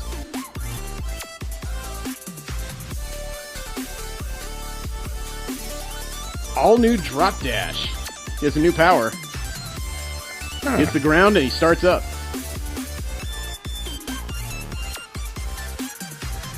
Oh, my eyes are starting to hurt. This is old-fashioned platforming, man. Yeah, it is. Sonic Mania. Oh, that looks actually very impressive. Spring 2017, and it's a console. Like they just updated the old classic. Well, that's all like some people said, have been looking new for. levels and 3 playable characters, which classic only had 1, and 2 had 2.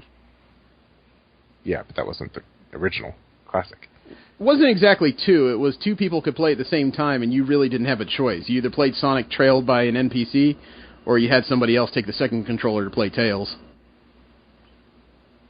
Yep. I wanted to do 2-player co-op with split screen. I wonder if they still know how to do that. I don't think they did split screen for that one. Honestly, with as fast as you move in Sonic, I want as much viewable space as possible. I do not want them splitting the screen. Also announced at Comic-Con was that Voltron Legendary Defender has been officially renewed for Season 2. Oh, was that in doubt? I wasn't afraid they were going to cancel that. They just hadn't said anything until now. There is no release date for a new season. What they did tout at the panel is that on Rotten Tomatoes, the show apparently has a 100% fresh rating. Wow, really? Yeah. Wow. The show is really well received by fans, apparently.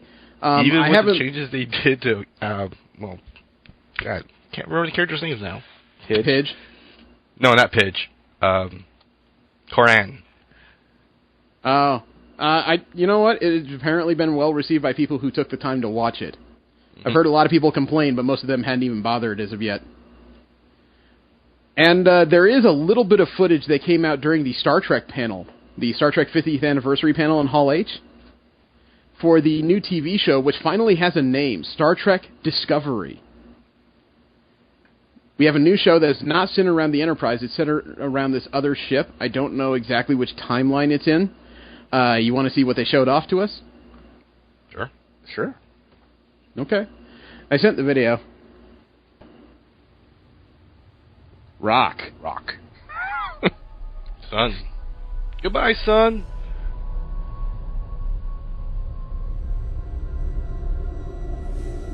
It's a very interesting.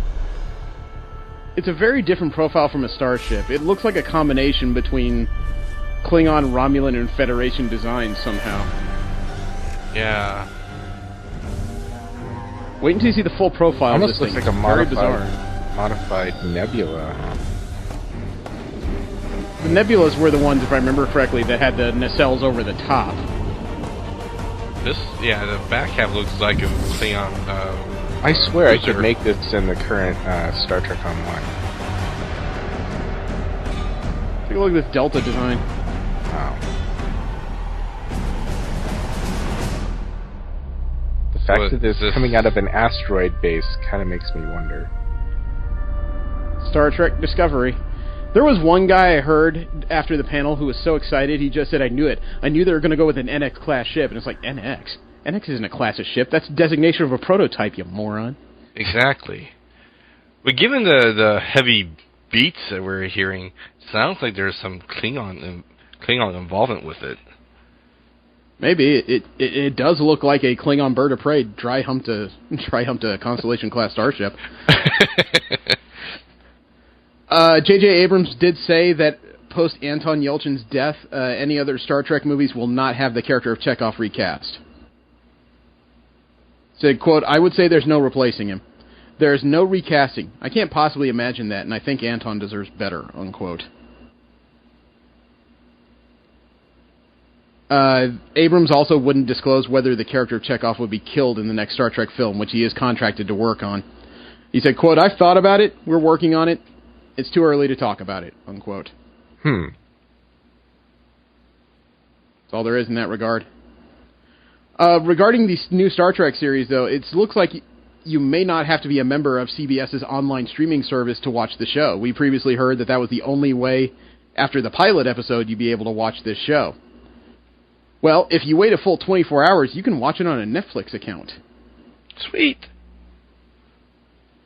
When it comes to Canadian viewers, you won't have to wait 24 hours, but they don't get to watch on Netflix. Instead, Bell Media will be streaming the show with French and English versions.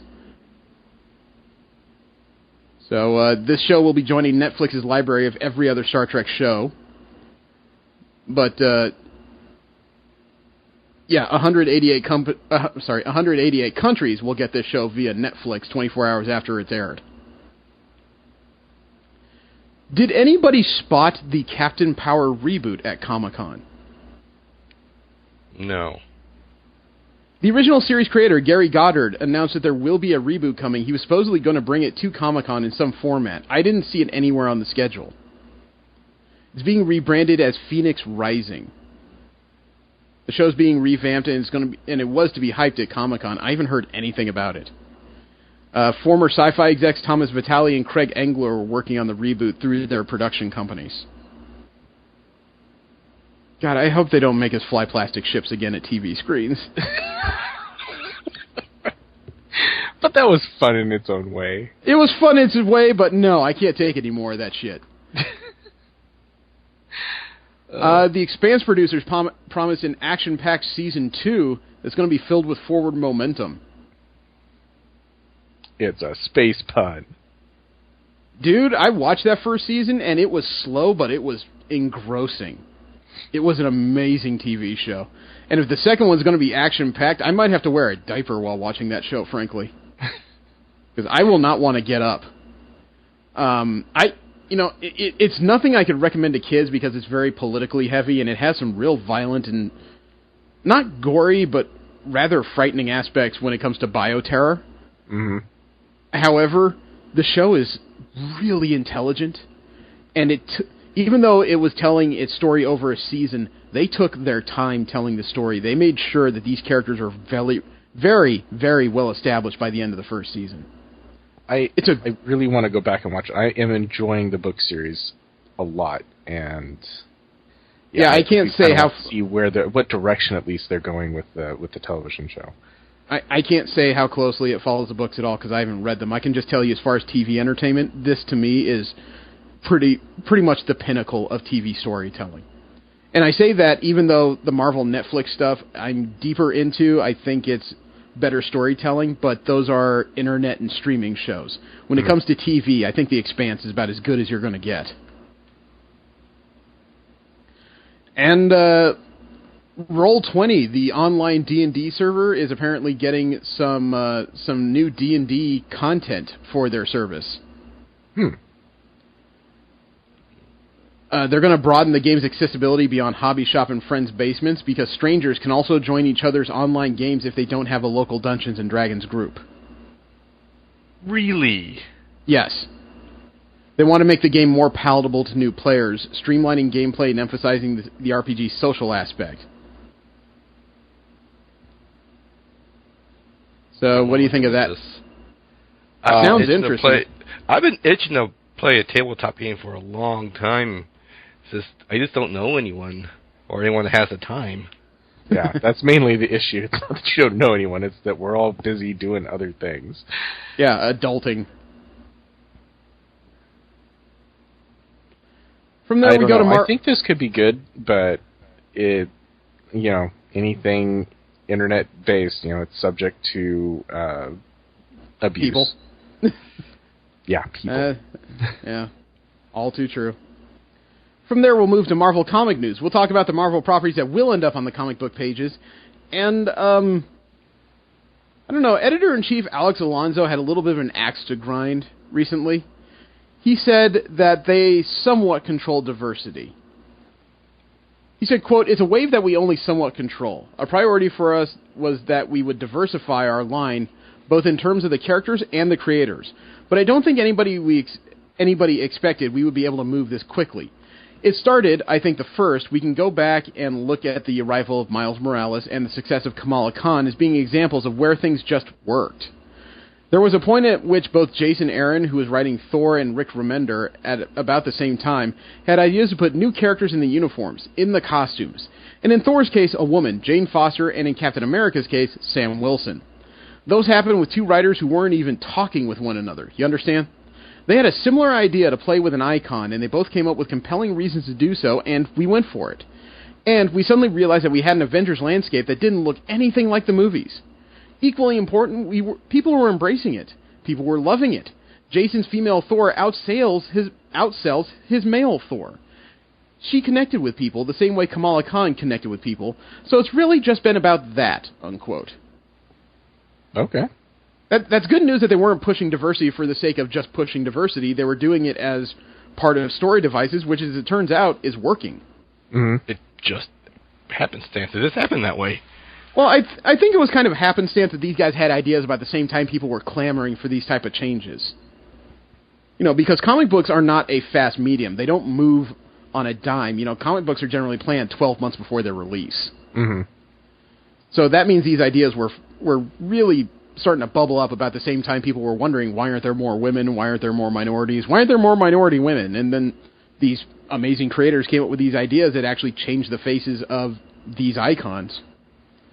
And I think it's even more amazing that here we sit, even though we're Marvel fans, we were skeptical when we heard about things like Sam Wilson and this new female Thor, and changing creating this new Miss Marvel that was a Pakistani Muslim American.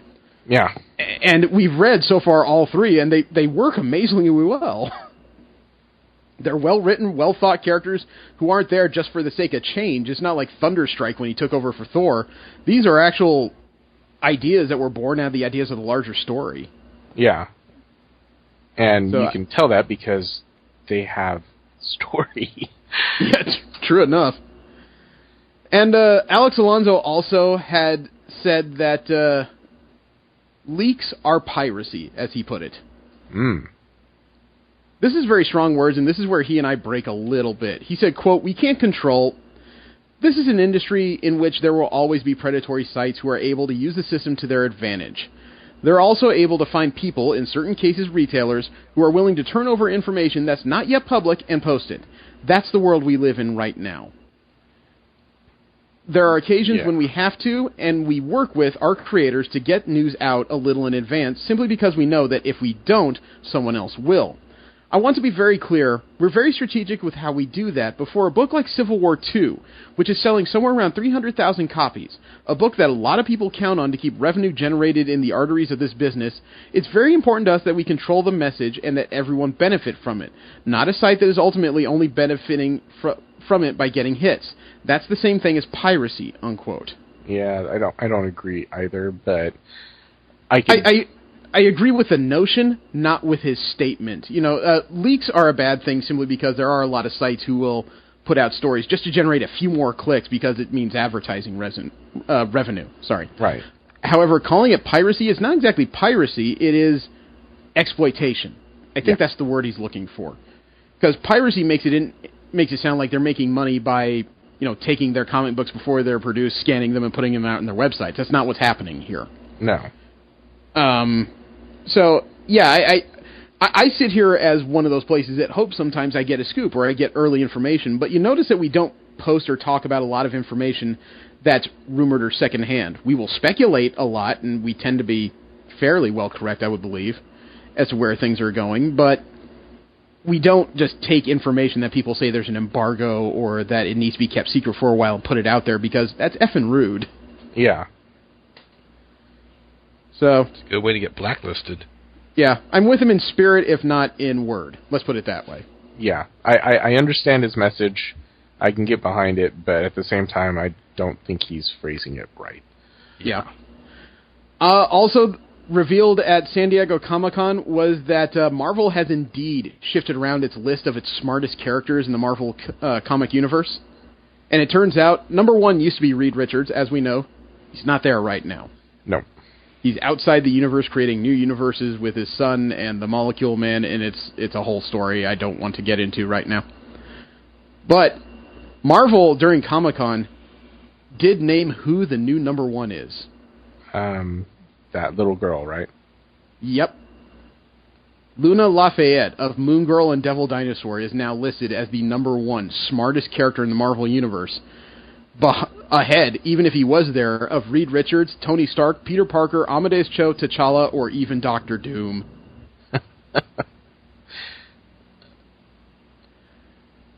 I find that to be an interesting shift. I mean, I've seen... My middle child is hyper-intelligent, except he's frustrated because a lot of kids his own age just don't understand him. And I understand that because I dealt a little bit with that growing up. Imagine being someone so smart you could basically reverse engineer Tony Stark's armor... and you're frickin' 10. Yeah. Yeah, you're going to be bored finding people that can challenge you. Yeah, usually people like that end up trying to challenge Superman. I mean, dude.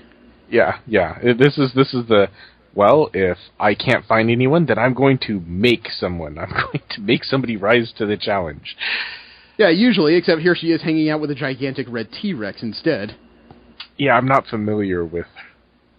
Devil Dinosaur was a creation, I want to say, in the 70s from the original series. I don't think it was based in the Savage Land. I think Moon Boy was a... I want to say he was from the Cretaceous area. He was when Homo erectus was learning to stand up. It was one of those weird comics where dinosaurs coexisted with early humans. I guess maybe it was a Christian book. I don't know. And they created a story around it, and they seem to have bounced around time a little bit. I believe they were members of the Champions or the Defenders.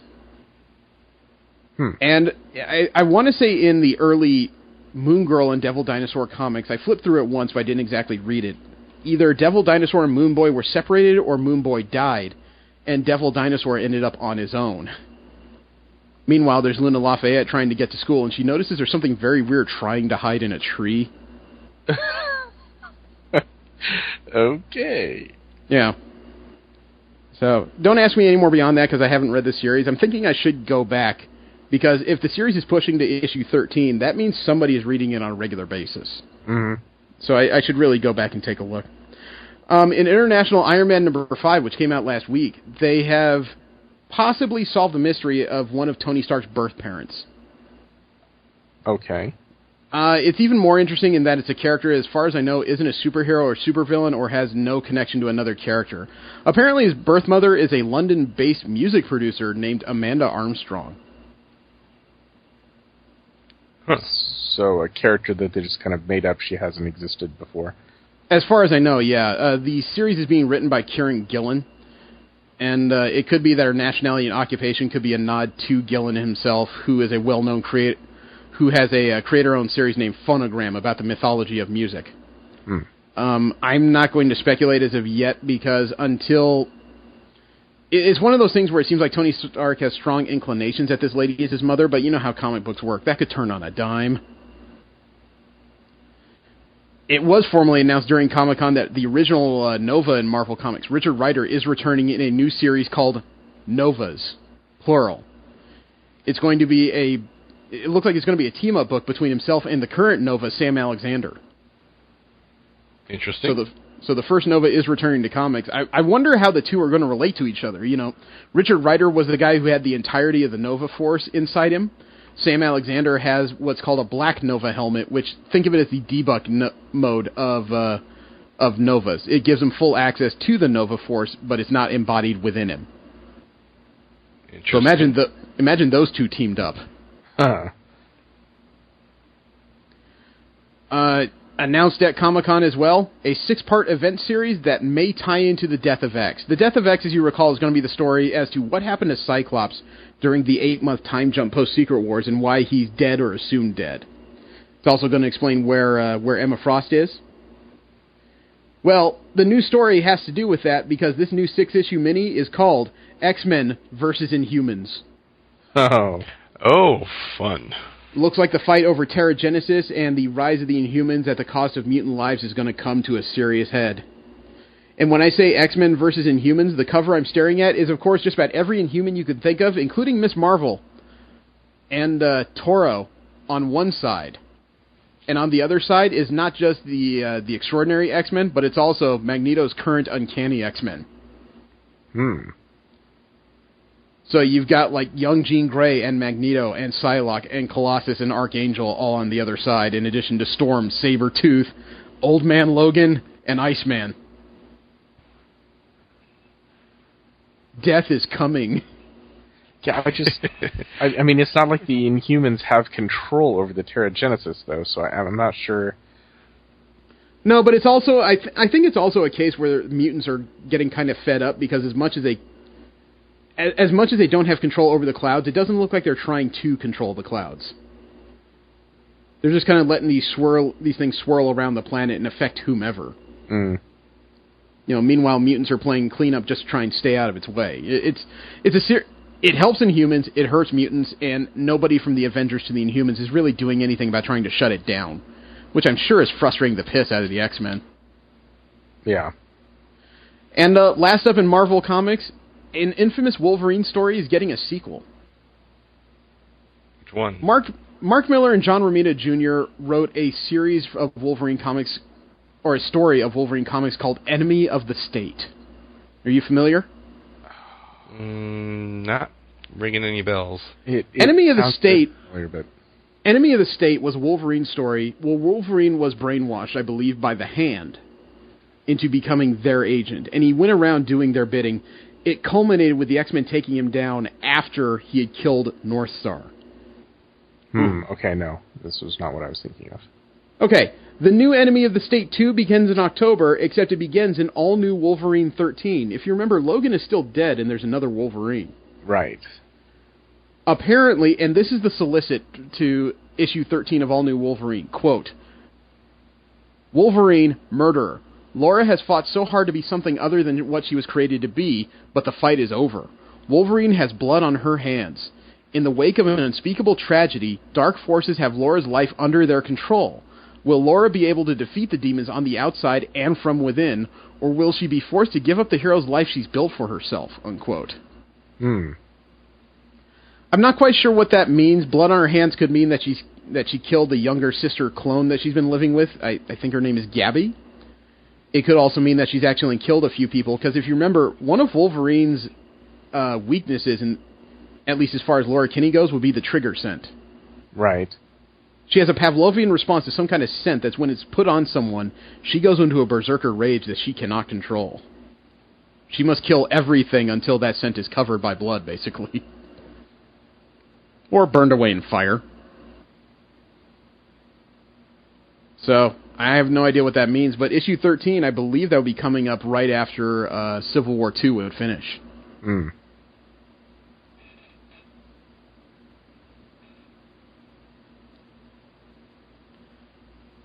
Now we have DC Comic news. We'll talk about the other side of the aisle and their major properties. DC Comics has announced another creator-exclusive contract. They've picked up writer-artist Joelle Jones as an exclusive agreement. Jones has done several works for DC, including issues of Superman, American Alien, and Fables. She's also known for her work on Lady Killer, which she co-created, which he co-created with recently promoted Vertigo Group editor James Rich. There's been no announcements as to what projects Joelle Jones will be working on for DC. She just finished a short run on Spider-Woman, and she's writing and drawing a new Lady Killer series for Dark Horse right now. Is what it is. Mm-hmm. There's also been a recent shakeup to the Bat family. This has to do with Detective Comics 935. Batman came face-to-face with that weird techno army that's been outclassing him, the Colony. He fought them, and as a result, Batman was defeated. The Colony beat Batman. There's an image from Detective Comics 935 of Batwoman and Tim Drake as Robin looking at the monitors, and there's Batman laying in the ground in front of the Colony with a couple batarangs stuck in his thigh and his shoulder. So it looks like they outclassed him. And as it turns out, we found out who the leader of the Colony is. Who? It's Colonel Kane. Colonel Jacob Kane. Really? Yes. The reason why Jesse knows that and Steve may not at this point was because we were only just starting to find out about Detective Comics post-Rebirth. Colonel Kane is Batwoman's father. Oh. Which means that's Bruce Wayne's uncle. Yes. Cassandra Cain. Yeah, okay. Yep. We got a glimpse of him in the first comic we read. I think it was Detective Comics 932? I believe it was 932. I could be wrong in that. But, yeah, that means that when Colonel Kane at the beginning of that issue was telling his daughter to come in because he needed to talk to her about something, it wasn't necessarily about trying to straighten out her life. He wanted her in the Colony. Right. This whole thing gets pretty deep now, doesn't it? Yeah. That changes the whole complexity of it, because that also means they have an enemy where their leader is fully aware, and that means his army probably is, of the identities of both Batman and Batwoman. Yep. And anyone else related to, associated with them. Yeah, just about anybody in the Bat family. He knows who they are and how to take them. As the kids would say, shit just got real. Yeah. And last up in DC comic news, during Comic-Con, Dan Didio and Jim Lee revealed that there were plans that they're going to announce at New York Comic-Con that he thinks people are going to be blown away by, and those plans have to do with the Wildstorm universe. Huh. New York Comic-Con is currently scheduled for October 6th through 9th. I don't quite know what to say other than, yes, please. Yeah, if they're planning on doing like a reboot of the actual thing, or I don't know. I don't know about Gen 13. I don't know about reboot at this point. I would just be happy if they could find a slot for them in DC that doesn't suck. Yeah. From there, we get into general comic and convention news. We will talk about comic books that are not Marvel and DC related, as well as conventions going on all over the world. And again, we are in post-Comic-Con mode right now. We have come out of our hibernative slumber. We have recharged the batteries. And now we have found out that there is a decent likelihood that Marvel movies will not return to Comic-Con in 2017. And there's a very simple reason why. Do you remember why Marvel movies did not go to Comic-Con in 2015? Because of 23? Because of Disney, yeah. Yes, the D23 Expo, the biannual convention, in other words, once every other year, that occurs for Disney, which now owns Marvel, who has been known to put on some panels in its own right that are Hall H worthy. Now, it's not just that D23 is happening next year, July 14th through 16th. The real problem that I find in that is the dates. Because D23 happens July 14th through 16th. Comic-Con 2017 is scheduled for July 19th through 23rd. Right. The two conventions are separated by 3 goddamn days. We talked about this a little bit when we found out about the proposed dates for 2017 about 6 months ago, when I said that people may have to make a choice between Comic-Con and D23 if the dates are correct. And I think this only reinforces that notion. You have 2 conventions that cost a minimum of $200 to get a full weekend out of. You have 2 that are going to have very different slates, because I'm very certain that Marvel movies will choose to present at D23 because obviously it'd be cheaper for them. It's not like they have to pay exhibitor fees, they just have to show up. Right. And then there is the idea that, the hotel budgets in and of themselves and what exclusives both conventions have. I don't think most people can afford to do both of these. No. Let alone at weekends right after each other, you basically have to pack up from one convention to immediately head to the next one. An hour, like 2 hours down the road. And I can't speak for you guys, but I can't afford that. No. I could barely afford going to Comic-Con. Period. Yeah, I mean, if I did nothing else that year, I just went to those 2 conventions, and okay, sure, I could probably do that, but... Yeah, I know, it's a stretch, isn't it? Especially with that 3-day difference. Yeah. I have a lot more ease as far as, taking time off at work now, but that would be pushing it. But, dude, this is almost exactly why I talked to you about WonderCon a couple years ago. If you decide that the convention just isn't interesting, take the cost of, 1 key issue of comic books and go to Disneyland. Yeah. Isn't that the ultimate backup plan? Well, if today sucks, we can just go to California Adventure. And we have to talk about the false rumor that happened during Day 4 of Comic-Con, because it is news. Oh, yes. The Pokemon Go panel on Sunday. Yes. Why we were delayed, 15 minutes? I'd say 10 minutes. It wasn't really that bad. Yeah. But outside Hall H at Comic-Con, there was a rumor going around that Niantic, during the Pokemon Go panel, would release a legendary Pokemon to the people sitting inside Hall H. Well, people who couldn't make it into Hall H decided the next best thing was to go upstairs in the convention center and sit on top of Hall H, open the game, and wait. Which created a situation that required the fire marshal to shut down that area of the convention center and tell people, okay, GTFO. Don't do that. Yeah, don't do this. They actually had to take people downstairs and shuttle them out and wouldn't allow people upstairs until they reduced the number of people to reasonable. And for Christ's sakes, people, it's just Pokemon Go. Seriously. What else can it's Pokemon Go. I mean, I played the game and everything, but at the same time, I'm not going to jam up a hallway for the sake of it. Yeah. For crying out loud. Lemmings. Yeah. It almost literally looked like that when they came down the escalator, too. Even coming down the escalator, they would not take their eyes away from the phone thinking there was some legendary Pokemon coming they hadn't heard about yet. Curtis Wiebe, the creator of Rat Queens, is creating a new series for Dark Horse called Bounty. It's going to be a new ongoing series which turns life as a bounty hunter into a WWE-style celebrity fest with consequences. In other words, you can be a hyper-popular and notorious bounty hunter with fans. It's co-created with artist Mindy Lee. It's going to star a pair of Dirty Pair-esque sisters, as they put it, Nina and Georgie, who are on the run from corporations they've stolen from and tracking down bounties to stay one step ahead. Number 2 is due out August 3rd. I think the first issue is already out. You know what? Just by that description, I got to see this. Mm-hmm. Dirty Pair-esque sisters? Sorry, dude. You hit that part of my fandom. That's that sweet spot. Greg Pak is also bringing out a new series. It's called Kingsway West. Think of it as a fusion, according to the description, of the very Wild West of Chinese cowboys, Mexican empires, and magic gold. Wait, repeat that? Kingsway West #1 is about the world of a Chinese cowboy in the Old West radically changed by magic gold. Curious. If you think this doesn't sound good, let me remind you that Greg Pak is a co-creator of some of the best Hulk stories ever told, including Planet Hulk. That's his writing.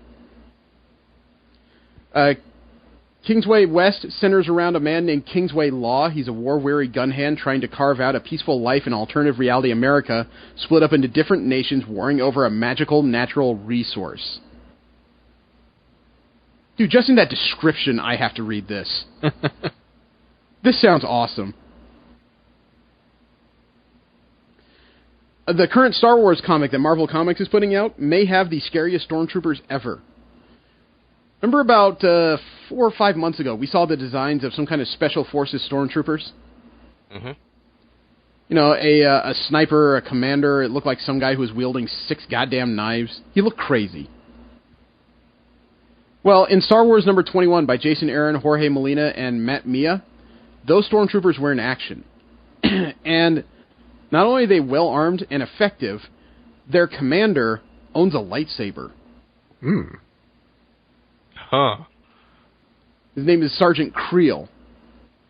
He doesn't just wield a lightsaber, he apparently knows it, and this special group of stormtroopers is called SCAR, S-C-A-R. He apparently infiltrated Gracchus' archives at some point. And these are in-canon characters for the Disney version of Star Wars. What do you think of that bit of news? That sounds interesting, actually. Yeah. Let's see. You know how stormtroopers are usually portrayed as incompetent? You know, they're the scrappy guys who are just fighting against stormtroopers who, despite being well-armed and supposedly well-trained, are just generally just a pack of idiots. Cannon fodder. They're not just cannon fodder. They remind me of, like, the Revolutionary War. Everybody's still fighting in that format when, you know, you could do simple things to survive, like duck. Bless you. Bless you. Sorry. These guys, they steal bikes, they outmaneuver, and apparently their general losses when they're fighting the rebellion are very low. These are well-trained guys, complete with jetpacks and tactics. Well, this next story is actually Steve-intensive. Oh. IDW is planning to relaunch G.I. Joe as part of the Revolution event, where they create a One Universe initiative, including things like Transformers, Rom the Space Knight, and Mask, if you recall. Right. Mm-hmm. Well, as part of that initiative, they're also redesigning a large amount of their characters, and that includes current redesigns that were released for both Scarlet and, I believe it's Quick Kick. Quick Kick was probably the worst of stereotypes back in the 80s. The Asian martial arts movie star. With no shirt and torn up pants and, yeah. And shuriken, and a bandolier shuriken. And the headband. Yeah. Well, take a look at the new Quick Kick, because he looks more like something that came out of Mr. Robot, frankly. I like how they redacted his entire story there in the file. But they shaved the sides of his head, gave him a bit of a hoodie, and it looks like they added some body armor. The cargo shorts I don't quite understand, though. And then further down the page, there's Scarlet, which looks like her basic costume, but updated. They gave her a bit more body armor. Yep. And a Cable-esque group of pouches, really. She could hold a lot of beer in there. That's actually a real thing that Special Forces wear. I know. What do you think of the redesigns? Quick Kick looks completely unfamiliar. Scarlet looks like a nice update. Yeah, apparently it's supposed to be workout type as far as an outfit. Well, Dark Horse is getting some good news. Their plus-size hero Faith, if you recall, we talked about the miniseries that was going regular. Faith number 1 is completely sold out, and there's going to be 100,000 free second printings being shipped to retailers. I'm sorry, it's not Dark Horse, it's Valiant Comics. The comic is at a seriously big debut for an independent series. 100,000 complimentary copies of a new Faith number 1 second printing to participating retail comic shops in the United States, Canada, and Europe, set to arrive August 24th alongside Faith number 2 and Generation Zero number 1. That's pretty nifty, actually. I'm not sure I want to read the series quite yet. I'd like to get at least a full story out before I check it out, but it's nice to know it's going that well with people. There are properties that have been licensed by other comic companies, though. Dark Horse has announced that Blizzard's Overwatch is turning into a digital comic under its print. Really? Yes, the digital comics of Overwatch are being published on Dark Horse Digital with plans for more digital comics, a graphic novel, and an art book. The Overwatch original graphic novel is scheduled to be released in April of 2017 and will concern what's described as the game's original strike team. No creative team has been announced. Okay. That's actually kind of good news because, I mean, honestly, that's the one thing that the game, it's like, I know that all of these characters have backstories, but the game doesn't deal with that. You know, so a lot of stuff has been hinted within the game. Yeah. It'll be nice to actually get the story. Well, judging from the cover that they've put out here, it looks like the story of the original strike team will have to do with prior versions of May and Bastion. It could be a relative of May and a Bastion before some kind of heavy damage. And the rest of the strike team seems to involve Soldier 76, Reaper, Reinhardt, Anna, and Torbjorn. No, actually, May was cryo frozen. So it's the same character. Okay. Yeah, it tells you how little I played of the game or how little I care for the mythos. It's a really nice mythos. It's never grabbed me. There is a comic book crossover that I would have called one of the most unlikely ever if it wasn't announced to already be happening. What? Dynamite Entertainment has decided that Xena, Warrior Princess, will intersect paths with Ash Williams. Get ready for the Xena Warrior Princess Forever / Army of Darkness crossover. He needs to get slapped at least once. This series is coming from Scott Lobdell. The artist is Elliot Fernandez, and the official title of this is Army of Darkness / Xena Warrior Princess Forever and a Day. I would hate to type that in to get the solicits on that. I like the way IO9 put it. They'll disagree. They'll fight before they team up. They'll make witty banter. It's a crossover comic. You can expect all those things. This 4-part miniseries starts in October. And Worldscape Comics has announced its own crossover with properties, and this is more in the tune of what I would expect from comic book crossovers, but I would still call it very unlikely. The comic is being called Worldscape. It's a crossover between Red Sonja, Tarzan, and Pathfinder. Pathfinder? Oh. Yeah, in October, Pathfinder Worldscape will see the warriors and magic wielders of the role-playing games crossing swords with Red Sonja and Tarzan. Okay. Oh, and Tarkus from the Warlord of Mars franchise. And John Carter. Okay. This is going to be a very interesting concept they put together here. IDW has also announced an ongoing series of Star Trek comics tying into the Star Wars Beyond release. It's going to be a Star Wars comic based in the Kelvin timeline. I think you guys know that's what it's being called, right? This reboot is being called the Kelvin timeline. Makes sense. Okay, but yeah. Yeah, the ship that appeared in the very first movie where Kirk's dad died on. You know, when this whole thing became an alternative reality, more or less. Right. And last up in general comic news, James Bond is going to be adapted into comic books. Dynamite Entertainment has licensed Casino Royale and more James Bond stories to be turned into English language comic and graphic novels. James Bond Casino Royale is being solicited in Diamond Comics' September 2016 previews catalog. No exact release dates have been given so far. I don't know. I think it's a little different when you order a martini in comic book form. And last up, we have our WTF Corner. That's where we talk about the stories from across the internet that just almost makes you wish global warming would come faster, frankly. First up, we have video game videos. We have incredible plays, unbelievable falls, and the kind of things that make you really wish you deleted your Electronic Arts account. And this time we're going to start with some Overwatch videos. Oh, the first one is from the channel of user DJ Beatwise. Interesting name. He called this video "Charged and Pinned into Oblivion." Oh, I sent the video. Zarya? Yeah, Yep, Zarya defending. There's Reinhardt. And she's still firing. Here comes Reinhardt. Stunned. All right. And bam! Through the wall and through the universe. Whoa. There it is from the other side. A hole in the universe. And coming forward and through the wall, baby. Bye.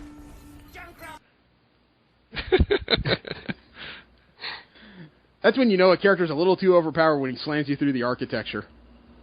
Just a bit. Well, the next video is another Reinhardt video. This came from the channel of user Rafus, R-A-F-U-S.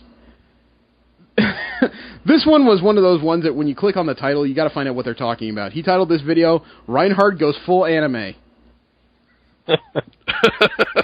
Okay. Yeah, I know. I sent the video. There you are, Zarya again. Look, there's Reinhardt. I detect a theme. Okay, taking her own. She jumps up, and what's that? Ah! Reinhardt came flying through the sky to hit her. I assume there was a May assist there. No, it looks like a Junkrat. Oh, okay. That was just amazing. That looked like something out of Ranma. Except usually you're standing on their head when you're done with that. And the next Overwatch video and the last Overwatch video came from the channel of Nebulon Ranger. That is an amazing name. You had to get that one first. He called this one Overwatch Hide and Seek Top Reaper Suicide Plays. It's a long title? It is a long title for a relatively short video. And it does have to do with an unusual play of the game. I sent the video. I love how you... There's a little bit of chatter here. Mm-hmm. Okay, and the match is over. Now let's do it on They win. Skirmish. Let's use someone All else. right. So, here's the usual post team. And the play of the game belongs to the Reaper. Make it so it returns us to the lobby. Check it out. Red Star got the play of the game. What did he do that was so awesome? Stood around a lot. Absolutely nothing. What? No, he did played something. the damn objective. No, he did do something. I want to know how much you suck when your play of the game is you die by suicide. What? He jumped off the side of the building. Oh my god, that's great. No, He killed himself. He got play of the game because he played a damn objective. It looked like he got play of the game because he killed himself rather than play. Like he sucks that bad. My gut hurts. My gut. Oh god. I'm recording that. I'm already That recording. was highly unusual. Next video is a Rainbow Six Siege video. I haven't had one of those in a little while. This came from the channel of user J Carter 1999. Title of this video is Pulse Double Wall Bang. That sounds like some kind of new age rock metal or something. It sounds like a new age sex move. The Pulse Double Wall Bang. Want to find out what a Pulse Double Wall Bang is? I suppose. It sounds like it should come in a glass. I sent the video. Okay, so a player has... This is a heartbeat monitor. Mm-hmm. Look, he's detected something in the ceiling. Yeah, the shotgun's not going to do much good there. Okay. He's moved a bit. Still there. Yeah, he's staying right there. Huh. Still can't find it. Look, there's a couple. Okay. Have some C4. C4. 5 versus 4. They're still there. We'll set this off, and... Now it's 5 versus 2. Oh. Okay. I'll teach you to root in place, won't it? Okay, next up is a game I'm not familiar with. What is We Happy Few? Don't know. Definitely an indie title. Yeah. I recognize the name, but I don't remember. It wasn't something that I was interested in, so I didn't really look too much into it. Okay, well, the next video does have to do with We Happy View. It came from the channel user Alex Game Day, and he titled the video, Reading My Paper. It sounds so innocuous, doesn't it? Like it's something everybody does. But I watched the video, and it was a little bit frightening. I sent the video. Sit down. New Joy Flavor Soon Coconut. Nice newspaper. Puts that down, and somebody just sits in his lap. And she's Moving suggestively. Hey, anybody, help. Hey, baby, usually I'm up for this, but not now. Okay, I'm going back to my paper. Get out of my paper! Damn, bitches always want something from me. And what, she's now done. you're just done? You're not going to say anything? Give me your number, baby! That's one of those things that's so aggressively normal, but just really uncomfortable, you know? She just came down to grind on you a little bit and left. Oh, video game glitches can be fun. And last up in the video game videos is something we haven't heard from in a little while, Destiny. Oh. This came from the channel of users, and I love this name, the Destiny Fun Police. I kid you not, that's the name of the channel. The Destiny Fun Police. The title of this video is 3 versus 1 without firing a shot. Wait till you see this, because I've watched this a couple times. It's amazing. I sent the video. There you have a warlock with a sword. Titan? Titan. Oh, Titan, sorry. Drops a shield. Yeah, there's a bubble. And he's the last one on his team. And here comes the other team. Block their Watch this. shots. Here comes a guy with a rocket launcher, throws it, and the rocket launcher guy died. Oh, yeah. Super, deflected, rocket launcher. Fires a shot, and Titan's okay. Oh, that's... insult to injury to sumo squat. Yeah, I know, the last one, he still has his rocket launcher. He ain't taking this crap. So he comes sliding in, fires, and killed himself. And you win. The super overshield he's got. They even kill the overshields. Yep. Wow. He didn't have to do anything and won that round. That was obviously a team that had no mics because they all went in and did the exact same thing. You would think That's after making the second guy where, it's just like, okay, the rocket launcher doesn't work. That's a team with no patience. Yep. Well, he was you capturing... don't challenge a the Titan in their bubble. All right. Also in WTF, Pokemon Go is turning tragic, unfortunately. There is a 19-year-old driver from Australia that crashed their car into a local school while playing the game. According to the newspaper The Age, it reported that the driver was trying to catch a Pokemon when he lost control of his car just before 7 p.m. He overshot a roundabout and hit a fence at St. Francis Xavier College in Melbourne before crashing through and eventually coming to stop in an empty classroom.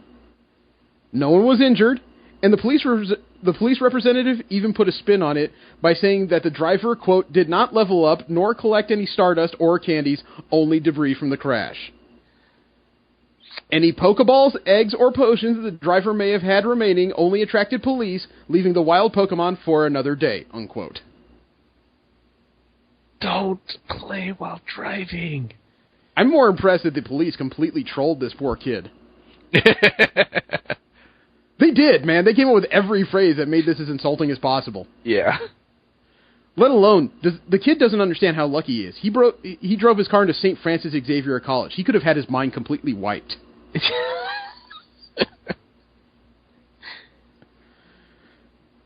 You know how the Japanese have weird obsessions with food sometimes? Mm-hmm. Uh-huh. Yeah, it's not getting any better. Welcome to the first ever Kirby Cafe. It is exactly what you... No, it is Kirby-themed food and items for your enjoyment. Part of this looks interesting. Other parts look horrifying. The Kirby ass cushion looks a bit beyond me. I assume that's a seat or a stool in the place. The cakes look okay, I guess. You know, I don't understand... Oh, okay. The paella is rather interesting. Yeah, with the wiener sticking out in the middle? No, I meant the black rice dish with the...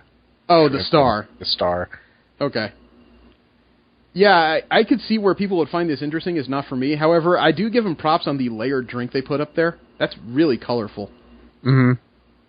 Well, they are very good at doing layered Actually, I don't think that's a drink. That should be some kind of a pudding/yogurt ice cream combination. I don't see a spoon. I just see a straw of some sort. No, that's a confectionery rolled bit of chocolate or something like that. Scroll down further. Oh, wait. Are we looking at the same thing? Blue with a red bottom? Oh, okay, no. I'm sorry. I'm looking at the top picture. Oh, okay. Gotcha. Yeah, that looks like a drink to me. That looks like something you slurp. Yes, no, that's definitely, yeah. Okay. Wasn't looking at the right picture. All right. It's fairly interesting. It's just not for me, that's all. Yeah. Also in Japan, there is a man who was busted in the most embarrassing way possible. He was an elderly man who attempted to stroke the thighs of a sleeping female train passenger next to him. Oh, please tell me there's video coverage of this. No, there isn't. He was a 68-year-old Kanagawa man. He was seated next to a soundly sleeping 27-year-old woman that he decided that caressing her legs would be the right way of satisfying the urges he had. The woman woke up mid-caress, turned him around, put one of his arms behind his back, and yelled that she's a police officer. She was an honest-to-God off-duty cop dressed in casual clothing, just riding the train home. Priceless. Dope, man. That's when your life just is... I would say your life is terrible, but you kind of earned it. Yep. And, the Cleveland Indians have turned to an interesting source to turn around their baseball slump. What? They turned to movies. Have you ever watched the movie Major League? Yes. Not in its entirety. Okay. There was a character in it named Serrano who was from Cuba. The voodoo guy. Yeah, he turned to voodoo to turn around a slump where his bats would not hit anything. Well, while we were at Comic-Con, I kid you not, Jason Kipnis and Mike Napoli, they built a clubhouse shrine to Jobu and heard a faux voodoo ceremony trying to end teammate Yan Gomez's prolonged batting slump. They bought a full chicken, slathered it in ketchup to pretend it's blood, and they performed a faux voodoo ritual right there in the middle of the clubhouse. Wow. Man, things must really suck when you're turning to Hollywood to help turn things around. Although, if I was this poor Yan Gomez, I think I'd be more insulted that my bats might smell like chicken right now. You know what? I'm interested to find out if it works. We'll have to check his stats. Yep. Okay, and since we've been gone for a while, I will give you guys the choice. How much out-in-context D&D quotes from outofcontextdnd.tumblr.com do you want? How much? A sufficiency. What's a sufficiency? Because we usually do 10. Sometimes when we're away, we do 20. I don't think we have time for 30. Let's go with 20. Go with 20, okay.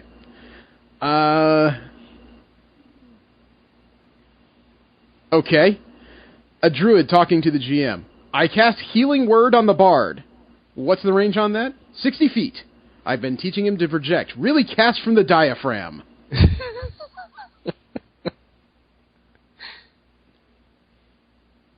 Quote number 2. Let me tell you how much money you stuffed into a dead whale.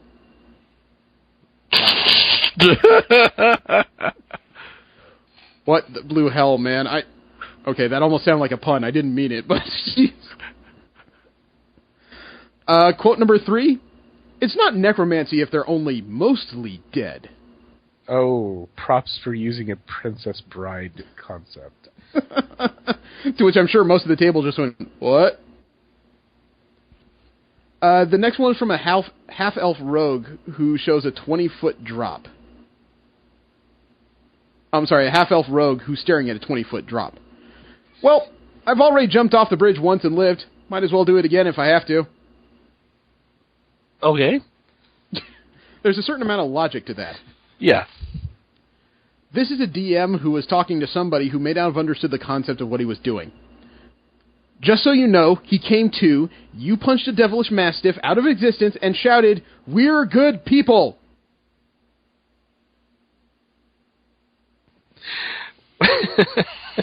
Go ahead and picture that. It's about as good as Puck escaping from hell by punching the devil. Just about, yeah. Okay, this is a quote that, out of context or in it, is a good one. It fits so many things that happens in our society these days, our American society. Sometimes the invisible hand of the free market wields a broadsword. Uh-huh.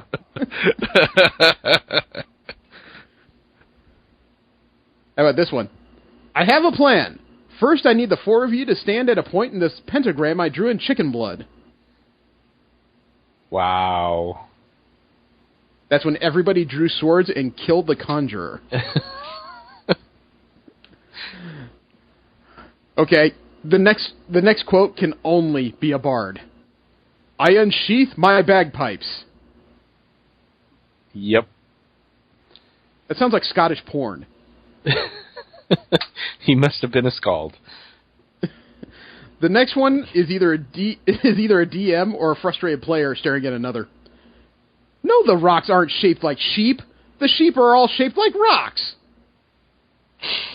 I see. Quote number 10 here. This is a guy who is waiting for his moment in the game. Get this. I rolled a natural 20 opening that door. There's going to be spotlights. I've had those moments. I've had those moments. Has anyone here ever played a Ninja Magus Hybrid? Jimmy tried. Designed one. This apparently was a Pathfinder game with one. Yep. Important question. Can I graft other people's brains onto my brain? Wow. Okay, Red Skull. The next quote was by a wizard gnome. Arrested for being a gnome in the first degree. Life is hard as a gnome.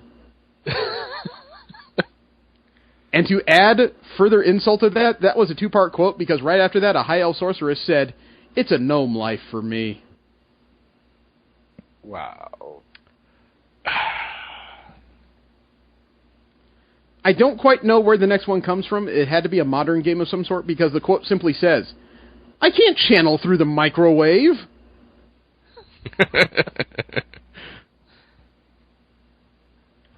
A paladin rove was talking about a vampire mook. What's a mook? I don't. That might be I think that's a non-D&D term. Okay, yeah. M-O-O-K. It was a Pathfinder game. The quote simply was, "I was going to grapple it on my turn. I think I get a bonus because it's on the floor and an idiot." All right. You can go picture that as you want. Another game apparently had a wizard staring at a nauseated mercenary. I know he's already puking his guts out, but I think it would be really funny if he was also on fire. Sounds like a good wizard.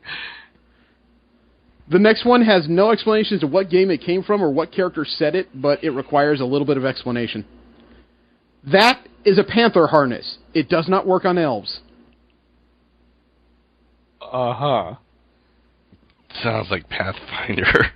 I really don't want to know what he was planning on doing with that harness. There was a bard, though, that really got into his art. I focus really hard and try to reverse time. So, is your thing storytelling? I don't know. It just says I focus really hard and try to reverse time. The next one is definitely one player talking to another.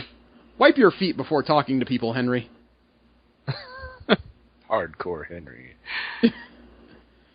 Okay, the next one was either a really interesting game that everyone was laughing about, or somebody was playing too much Zelda.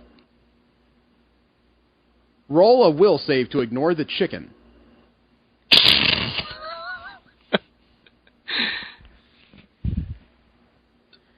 And the last quote, number 20 in all this, was apparently a druid and an Archer fan. You know Archer, the show on FX? Yeah. Mm-hmm. He was getting ready to... Yeah, I know it.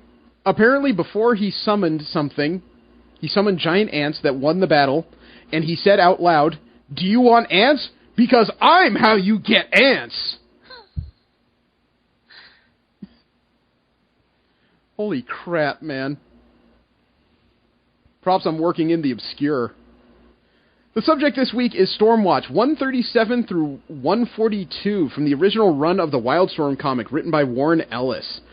It was the story of the reformation of Stormwatch after the Sword of Damocles event in Wildstorm comics, one that it didn't really redefine the landscape of everything, but it did leave Stormwatch somewhat depleted after everything was said and done. The art was by Tom Rainey, and there was additional work by Randy Elliott as the inker. Warren Ellis was the sole writer.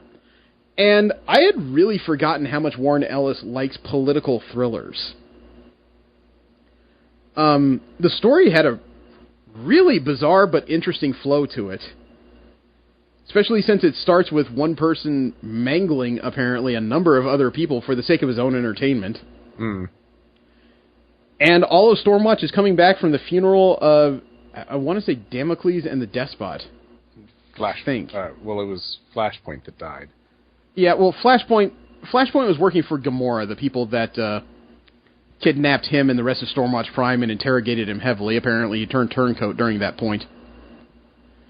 And this was a heavy period of transition. You got that sense really early on in the issue when the weatherman, Henry Bendix, starts recruiting people from outside Stormwatch to be on a new group of teams.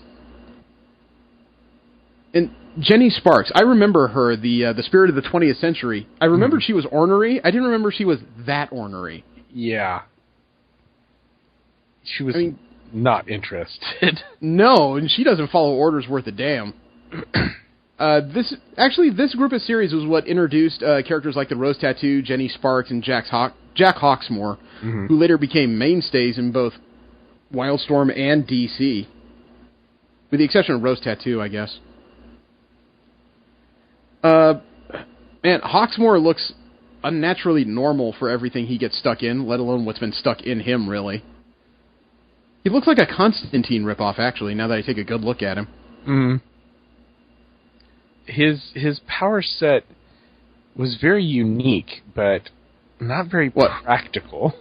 Forced experimentation by aliens, which turned him into a being that could only survive and thrive in cities. In urban environments, more or less. But it also gave him some really weird abilities, like listening to cities as if they're organisms, his foot pads, which enabled some kind of wall-crawling ability, and, he also had limited, psychometry. Not just psychometrics, the ability to read cities, but he also had limited control over the structure of the cities as well, as I remember correctly. Well, psychometrics is actually being able to experience the past and possibly the future by touching it. Right, but he also had the ability to affect cities' actual physical structure in limited degrees. Yeah, like his ability to move from city to city by growing out of a pod. There was that. He could also make structures bend to his will when he really exerted himself.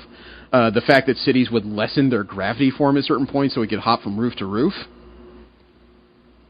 It is. He almost had that ability. He almost had a group of abilities that was really hard to define, even by comic book terms. Yeah. And then there was Rose Tattoo, who Henry Bendix went to. She was just in a warehouse surrounded by tens of bodies. Most of them hung up from the ceiling. She was a very creepy character who only got worse as the series went along.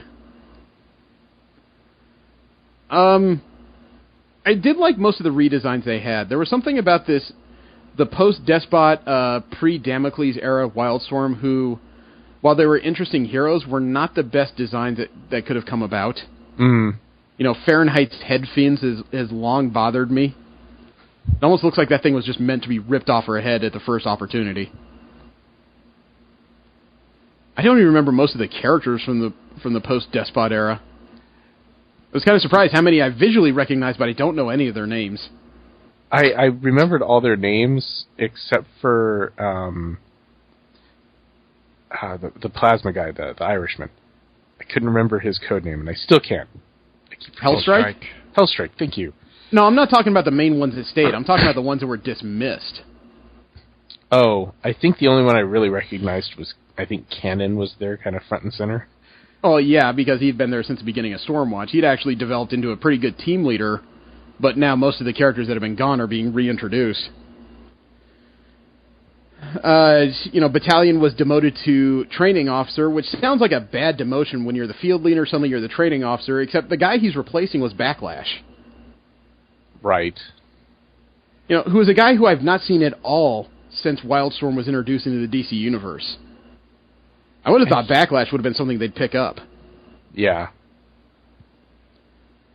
The story where Swift is being changed or fully activated, as they put it, was not something I expected when I first read the series. Mm-hmm. And it was almost a sad story as it was when you think about the kind of pain they had to go through to get activated. Yeah, they made that very apparent. Especially because they were getting dispatched, and I'm just like, well, she's not going. Truly. The first issue did a very good job of establishing the procedures of Stormwatch, though. The command structure, Bendix's orders, how things move. Tom Rainey did a pretty good job of laying it out in almost a TV show-esque fashion. Yeah, and you definitely got the things are changing, take no prisoners now. Yeah. Their first villain was Freaky, the Superman, the German guy who was activated and just kind of decided that he was the top dog, I guess. Yeah. And that humans were worth nothing to him. I could spend time describing it, but most of the issue is kind of a simple superhero fight. This really... God, I'm flubbing over my words. But this part of Stormwatch was a really good point to jump back into the series. It did a pretty good job of explaining everybody in a few short issues. Yeah. Even if you didn't know the characters, you could get at least an idea of who they were and what they were about. Yeah. I didn't. Well, explain yourself. Just saying I didn't doesn't help. I didn't enjoy this. I barely got through half the issues that we were asked to read, but I couldn't get into this. I think it's because it's a political thriller. I'm not a big fan of those. Well, that was rather important to Stormwatch's structure, though, since they were a UN body. They weren't specifically tied to any particular country. They were asked by all of them to be a police force, and then you get stuck in the usual bureaucracy that Captain America kind of talked about in the Civil War film. Whose agendas do you get to walk through and whose agendas get to determine whether or not you go into a country? Mm-hmm. The second and third issue of this particular arc dealt with Henry Bendix and his problems with America of all things, probably because the writers found it easiest to use America as a foil as to what kind of bureaucratic difficulties they would deal with. That, and I think it was, take a hit at where you live before you start going and mucking about in other people's countries type deal. Yeah. Towards the end of the first issue, though, Henry Bendix and his dealings with the doctor who created the Superman in their own cryo prison, that was kind of chilling how simple it was for him. Yeah. And especially because he's like, okay, I shot him, now just seal him back up again. He's still got 100 years left. Yeah. And he's not doing it to... just because he enjoys messing with the corpse. He's doing it because he did an unsanctioned killing of one of his prisoners just to gain information and then pretended he didn't do it. Yeah, I do somewhat remember that this eventual ending of the story arc was not pleasant for Bendix. Not entirely. The second issue really did have to do with the establishment of some of the newer characters and their roles within. Jack Hawksmoor, Fahrenheit, and Hellstrike investigating the death of Undertow, a former Stormwatch operative. That was still one of the saddest eras of 90s comics to me. Right after he gets fired from Stormwatch is when he gets blown up by some unknown entity. Yeah, not to mention the fact that he was a very very forgettable character. I don't even remember what Undertow's powers were. Super strength and limited invulnerability. I always remembered him because he was the child of a Stormwatch technician who was brought into the program despite some mental deficiencies because they needed warm bodies. He was always a bit slow compared to other people, but he had a good heart. Besides which, the reason... lumbering lummox that, Yeah, well, the reason he got the name Undertow was because he apparently swam a couple miles off the coast to retrieve a boat and then carried it back to shore and then carried it onshore on foot. That's a well-earned name, frankly. The character interactions with Hellstrike and Hawksmoor in the second issue, though, did feel kind of forced. They were definitely busy trying to show off the differences between the two. I did like the training session between Jenny Sparks and Battalion. That was a bad goddamn idea, shooting her bottle of booze. Yeah. Jenny Sparks' ability, she's living lightning, more or less. She can transmute her body, she can travel along transmission waves. And she's the spirit of the 20th century. That was one of the more interesting concepts I think Wildstorm put out, was that there was always a woman who embodied a specific century that they lived in. Right. And I believe the replacement to her was nuclear? No, time-based. She was Jenny Quantum. Oh, okay. That is kind of a frightening prospect, though, that when the turn of the century comes, you are just dead. The concept of Clark's Bar, I forgot all about that. Yeah, that was so horrible, though, because in one picture you see the clown, and then in the next picture you see Spawn, and I'm just like, they would not be sitting in the same room together. I actually missed the clown. Where was he in that? I think it was lower left corner. I'd have to go back and find it. Because I don't see the clown. I see something that looks like the Beast. I see Tao from the second group of Wildcats. I see somebody who looks like Stryker from Cyberforce. Gotta find it. Oh, wait. It was page 13 and 14 of issue 138.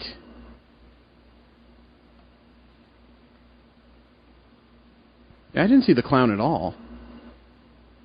I even saw Badrock and the Savage Dragon in there.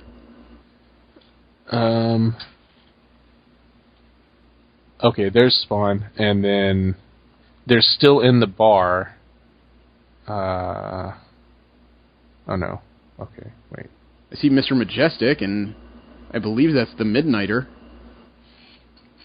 And Cyblade from Cyberforce. Somebody who looks like the demon from Kiss. No, I must have been thinking about a different... Okay. Yeah, later on they go to someplace else, and I remember seeing the clown. All right. Yeah, the second issue did continue Bendix's interesting turn as the almost like the anti-hero of the book when they captured that the security guard from the UN building where Undertow lived, and then he purposefully took him to a drunken surgeon to try and extract information from him. Yeah. That's... God damn it, he got really weird towards the latter part of that. It was frightening, though, to find out that the possible impetus for the destruction of Undertow came from, potentially, the White House. Right. There's definitely 2 Secret Service agents that blew up Undertow. And Bendix is warning at the end, "We have received your message that we are not wanted or safe in your country. Stand ready for ours." That's something that's hard to take lightly in any form. Mm. The third issue really established Stormwatch Black. Jenny Sparks is a begrudging team leader, Jack Hawksmoor is our urban specialist, and Swift as stealth, more or less. Yeah. And Swift had a rapid transformation from what she used to be. Yep. The growth of the wings was always an interesting story to me, because I remember after Bendix died, Fahrenheit and Swift telling a story about how Swift had just come back, and her wings don't fold back into her body.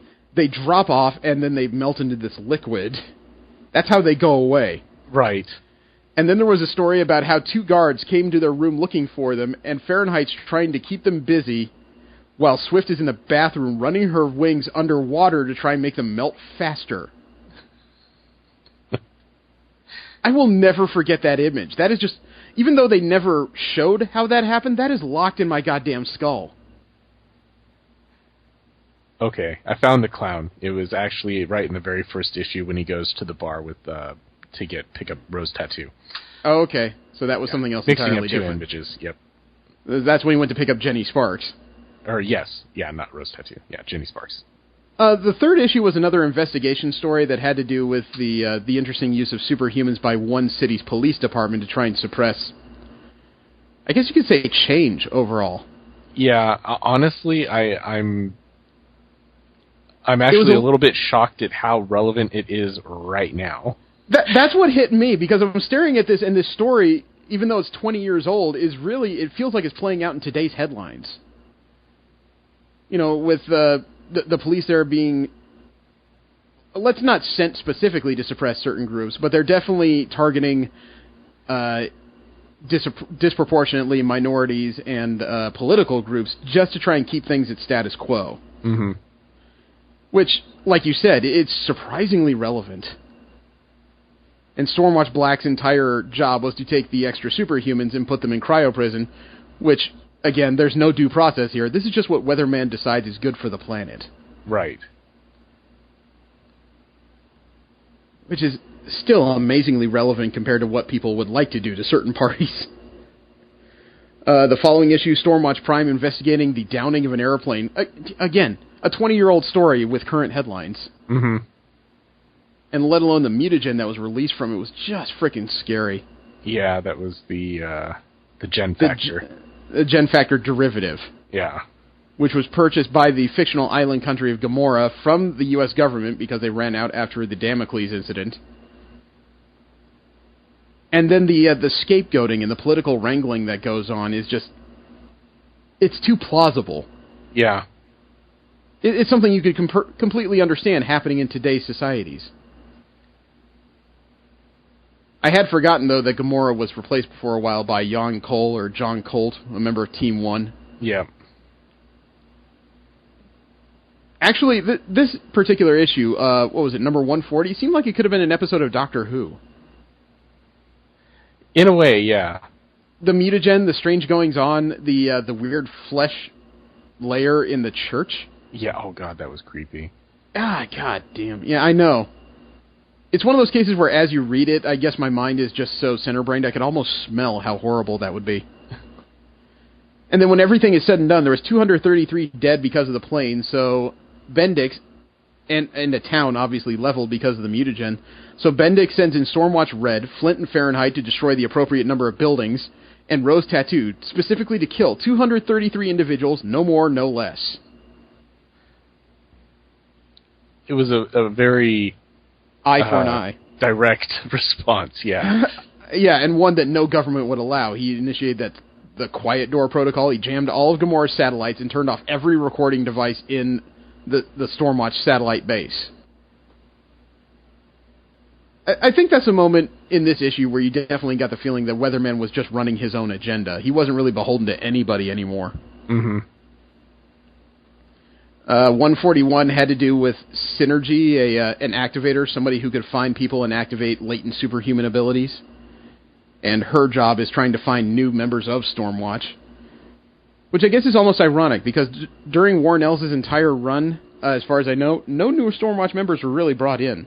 Mm-mm. Yeah, Synergy really got put on the back burner.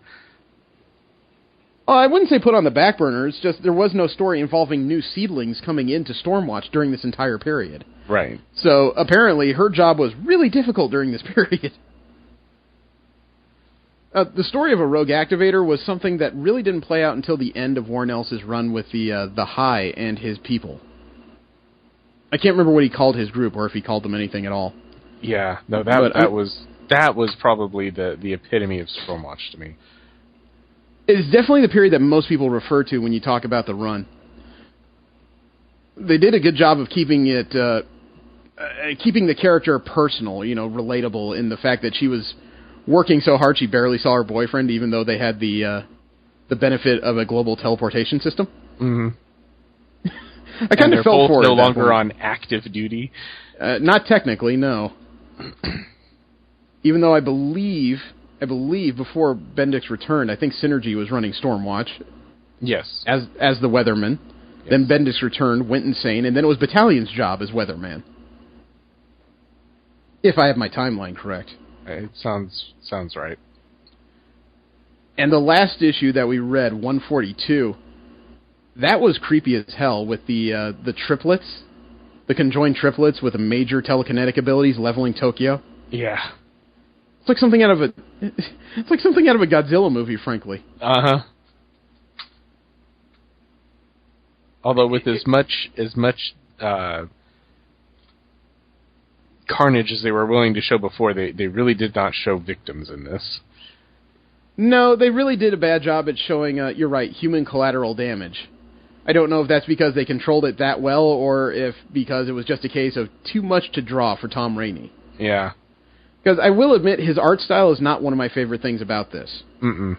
The art comes across clearly, but it's not a style I usually enjoy. You know, there are certain points where you look at it and you look at some of the poses and you go, yep, that's the 90s. Yeah. Oh, man, the poses. Especially right at the end of this issue with Fuji and Winter and Hellstrike walking away and just Fuji's arms at the end of it. And I'm just like, he did have some tremendous cowpunchers at the end here. But just even the way that his arms are... I guess maybe he's trying to draw him doing like a strut away, but just the way that his arms are when he's walking, it just looks very awkward. The tremendous forearms and shoulders, that barrel chest, the itty-bitty waist and little legs. He looks like Scott Steiner in the epitome of his steroid days. Oh, I guess it doesn't matter as much when you have control over your density, but... But, again, for a 20-year-old story, I thought it was amazingly relevant to today, because Fuji and the guy in charge of this terrorist organization producing these telekinetic triplets, they both had very different views of their own country, in this case Japan, which both they thought is the truth, except only one was really willing to listen to the other. Yeah. It reminds me a lot of our presidential race today, because they both have... Our presidential candidates have very different views of America, but it only seems like one is actually bothering to listen to anybody. And I say anybody in the loosest possible terms. Yeah. I mean, this one was a little preachy to me, but at the same time, it did have relevance. And I have to laugh at Hellstrike's leather jacket, even now. I didn't laugh at the leather jacket. I was kind of dismayed at everything else, because... he was as close to naked as you could get in this series. Yeah, I mean, he's pretty much a... he was the Dr. Manhattan of Stormwatch. Yeah, he was a dickless Dr. Manhattan, that's what... Because he had just that leather jacket and the black boots, and I'm staring at that going, you are not fooling anybody. And I'm like, okay, you're pure plasma. That doesn't work. At least he wasn't jetting fire out of any other appendages. Yeah. You know, as far as a throwback read, the art is sketchy at times. Yeah. There are times it works really well and times it does not. Mm-hmm. But I gotta agree that Warren Ellis' writing is really amazing. Yeah, Ellis's writing, it's just really creepy how it's all come around it again. Seems right now. Yeah, and. But yeah, the art style was not my favorite. Certain characters were drawn really well. Other characters, I'm just like, no. Not even costume style, just drawing style-wise. Yeah, I thought the costume design was actually a pretty good step up from what it had been. It was much simpler, much sleeker, but there were certain points where, I don't know if Rainey was tired or something, but it seemed like during the latter part of the 6 issues, he kind of let go a little. Yeah, I don't know, it just... I keep going through and like chapter 142, page 9, bottom right corner with the weatherman there and his eyes. Yeah, it does look like he's going into a trance or something. It looks like he looks like he came just from listening to Fahrenheit's voice over the radio. And then sparks his hair up in the panel previous. Yeah, she has that windblown look, doesn't she? Yeah, I mean, I can see that Fahrenheit's hair is moving, and I can see that but like Swift in the background, the wings are unaffected. Nothing's happening with Hawksmoor's clothes or anything. It's just the hair. Well, you know, page 13 in the same issue, when Rose Tattoo's using that depleted uranium tip or whatever it is, special bullet firing from that gun. Yeah. There is all kinds of things happening there that are just not physically possible. I love her face shot on the the right-hand side. It looks like as she's loading that bullet, she's taking a dump. Just like right there in the middle of the street. Standing, no less. But it's amazing. It amazes me, though, because I flip back to the first issue, and then I flip back to this one. It doesn't look like the same artist. I checked the credits. Yeah. It's still Tom Rainey, but it doesn't look like he did both issues. I guess the way I want to describe it is inconsistent. Yeah, I would agree with that. But he did do an amazing job of like when Fuji comes in and sees the aborted triplets. Oh God, man, that hit me in a personal spot as a father. Man, he did do a good job of drawing some really hard-hitting visuals, but yeah, just the inconsistencies. You know, it's one of those cases where I almost want to go back and instead of reading this, I'd like to read the issues involving the High and his group again when they attempted to change the world. Mm-hmm. Because the writing here has reminded me how much Warren Ellis really does have... He has an impeccable sense of both current events and the future. I don't know if he intended it that way, but like you said, he had so many things going on in at least America Today on the nose 20 years ago. And I think it might have a little bit to do with just, history repeats itself. It's very possible, but it amazes me how much it all comes around again. And I do think that Ellis had a very good voice for all these characters. He just, Wildstorm at this point was a burgeoning company, but I just don't think they had quite the talent level they were looking for in the art, because by this point, Jim Lee had almost given up entirely on doing pencils. Mm. And J. Scott Campbell was busy doing other things. He wasn't even doing Gen 13 at this point. So I'm thinking that even though they had the right writer, their art talent pool may have been a little thin right about here. Yeah. And it's not like Rainey hasn't come back and done some amazing stuff afterwards. It could also be that this was Rainey's first job. I don't remember seeing his art prior. Could be, yeah. So maybe I'm giving him some unfair crap for his first attempt. Or, let's say, at least one of his first attempts. Mm. But, I can't say I would give this to a lot of people. No. It's still cool to me, but that's because I read it when it first came out. It still works for me as a story because I know most of the characters. It did a good job of laying out the characters for new readers, I think. It's just a matter of... Well, you could offer something besides no. You can't just say no. Because... Yeah, you got to explain this.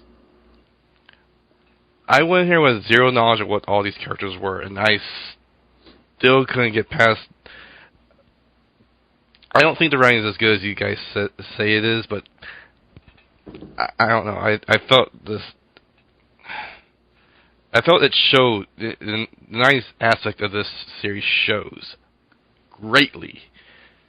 It is dated in that respect, but... Yes. The actual story flow, like, terrorist attacks and so on and so forth, still are relevant now. Yes, no, I was actually surprised how relevant it was today, but even still, the dialogue and everything is obviously very dated. This is right after the days where exposition bubbles really became passé. Yeah, when characters stopped thinking everything they were doing. Except they still have a lot of exposition at certain points. Yeah. Even reading the text, I had forgotten about what a lot of these characters are capable of, and between the dialogue and a couple of base explanations, it comes back pretty fast. The 6th issue especially really lays out what Fuji and Hellstrike can do. The only one that didn't have a spotlight by this point was Winter, but that's probably because he had been in a number of other projects by now. Yeah. Well, they never really did mention what Fuji's power was. It's just, big power suit and, he hits things hard and can take a hit. He did mention that he was a radioactive gaseous being in a couple points in these 6 issues. True, but they didn't mention his density control. His what? Density control. I don't know if that came along with this particular suit. Because the suits also affected his abilities in certain degrees. True. Although I did notice a little bit, because I seem to remember back when I was first reading Stormwatch, they were remarking that, like, Fuji was only, like, 16. He was only 16 when he was activated, yeah. Yeah. And so, but he says that he was already, a professional sumo wrestler. And that just struck me as incongruous. What age are people allowed to be professional sumo? It might be around that age that you could start, but the fact that he had already achieved... well, he wasn't Ozeki. He wasn't like a Yokozuna or anything. No, true. You know, because Ozeki, I think, is like a middling champion. I don't think that's any kind of grand champion. But yeah. I just remember the fun conversation about, you know, the interaction of particles inside of his gaseous form, and that will to this day that defines Fuji for me.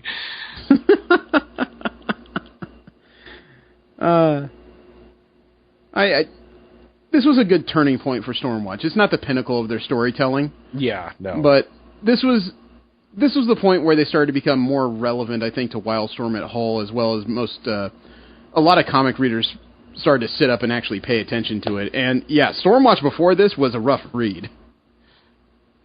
That period after Despot, before Damocles, that was a really tough group of issues.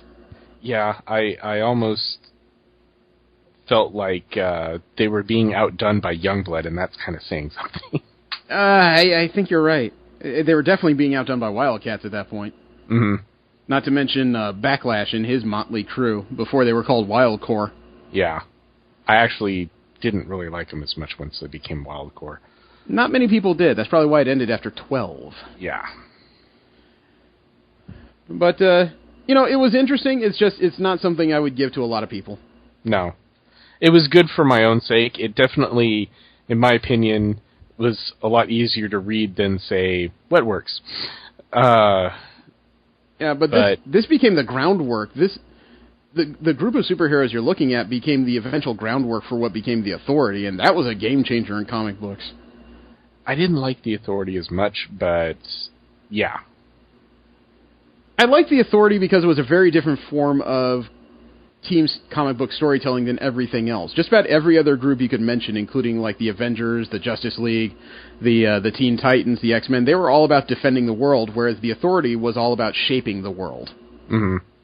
You know, they were trying to make a better world because they could. It was kind of like your anti-Justice League, more or less. Yeah. And that even brought them into blows with other superheroes, because there was a period where the Authority had taken over the entirety of Earth. Because they wanted to save it. It almost sounds like what Batman would do if he could. Well, it almost felt like they went back, looked at what the High was trying to do, and said, you know what? He had a point. I think they reached that weird middling point of the High tried to do something without actually letting people in on the plan, and the Authority tried to let people in on the plan, but then they ran up against things like Stormwatch and Wildcats who didn't appreciate it. Right. So, yeah, I think I'm gonna go back and try and find the issues with the High and stuff, because that was really intense. I remember that, because it challenged a lot of the notions I had as a kid about what superheroes do. Mm-hmm. Let's see. Other than that, I think that's the end of the evening, and I think we've yammered on long enough. We have let's see. Next week is the Suicide Squad, isn't it? Yeah. They're coming out with a movie on Friday, so we might as well talk about the book. Does anyone have any particular eras of the Suicide Squad to look at? I am so unfamiliar, I couldn't give you any kind of... I don't have a lot of knowledge in it myself. This is kind of new territory for me.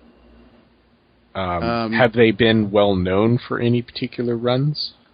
I'm going to have to look that up, because everything I've looked up so far, just from a critical standpoint, said that the Suicide Squad has not done well since the New 52. And as far as I know, the Suicide Squad has not done well since before that. It's never really sustained its own book for more than about 40 issues, it seems like, before it goes away. I was just hoping something had improved since then. Is there... I mean, since we're kind of doing this because of the movie, maybe we should pick some issues that have at least some of the characters from the movie in the Suicide Squad. Oh, therein lies the problem, because they're all over the place in the history of the Suicide Squad.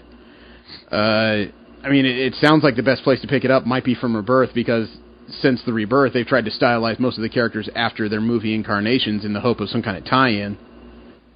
Okay, that makes sense then. So, that's the best I got.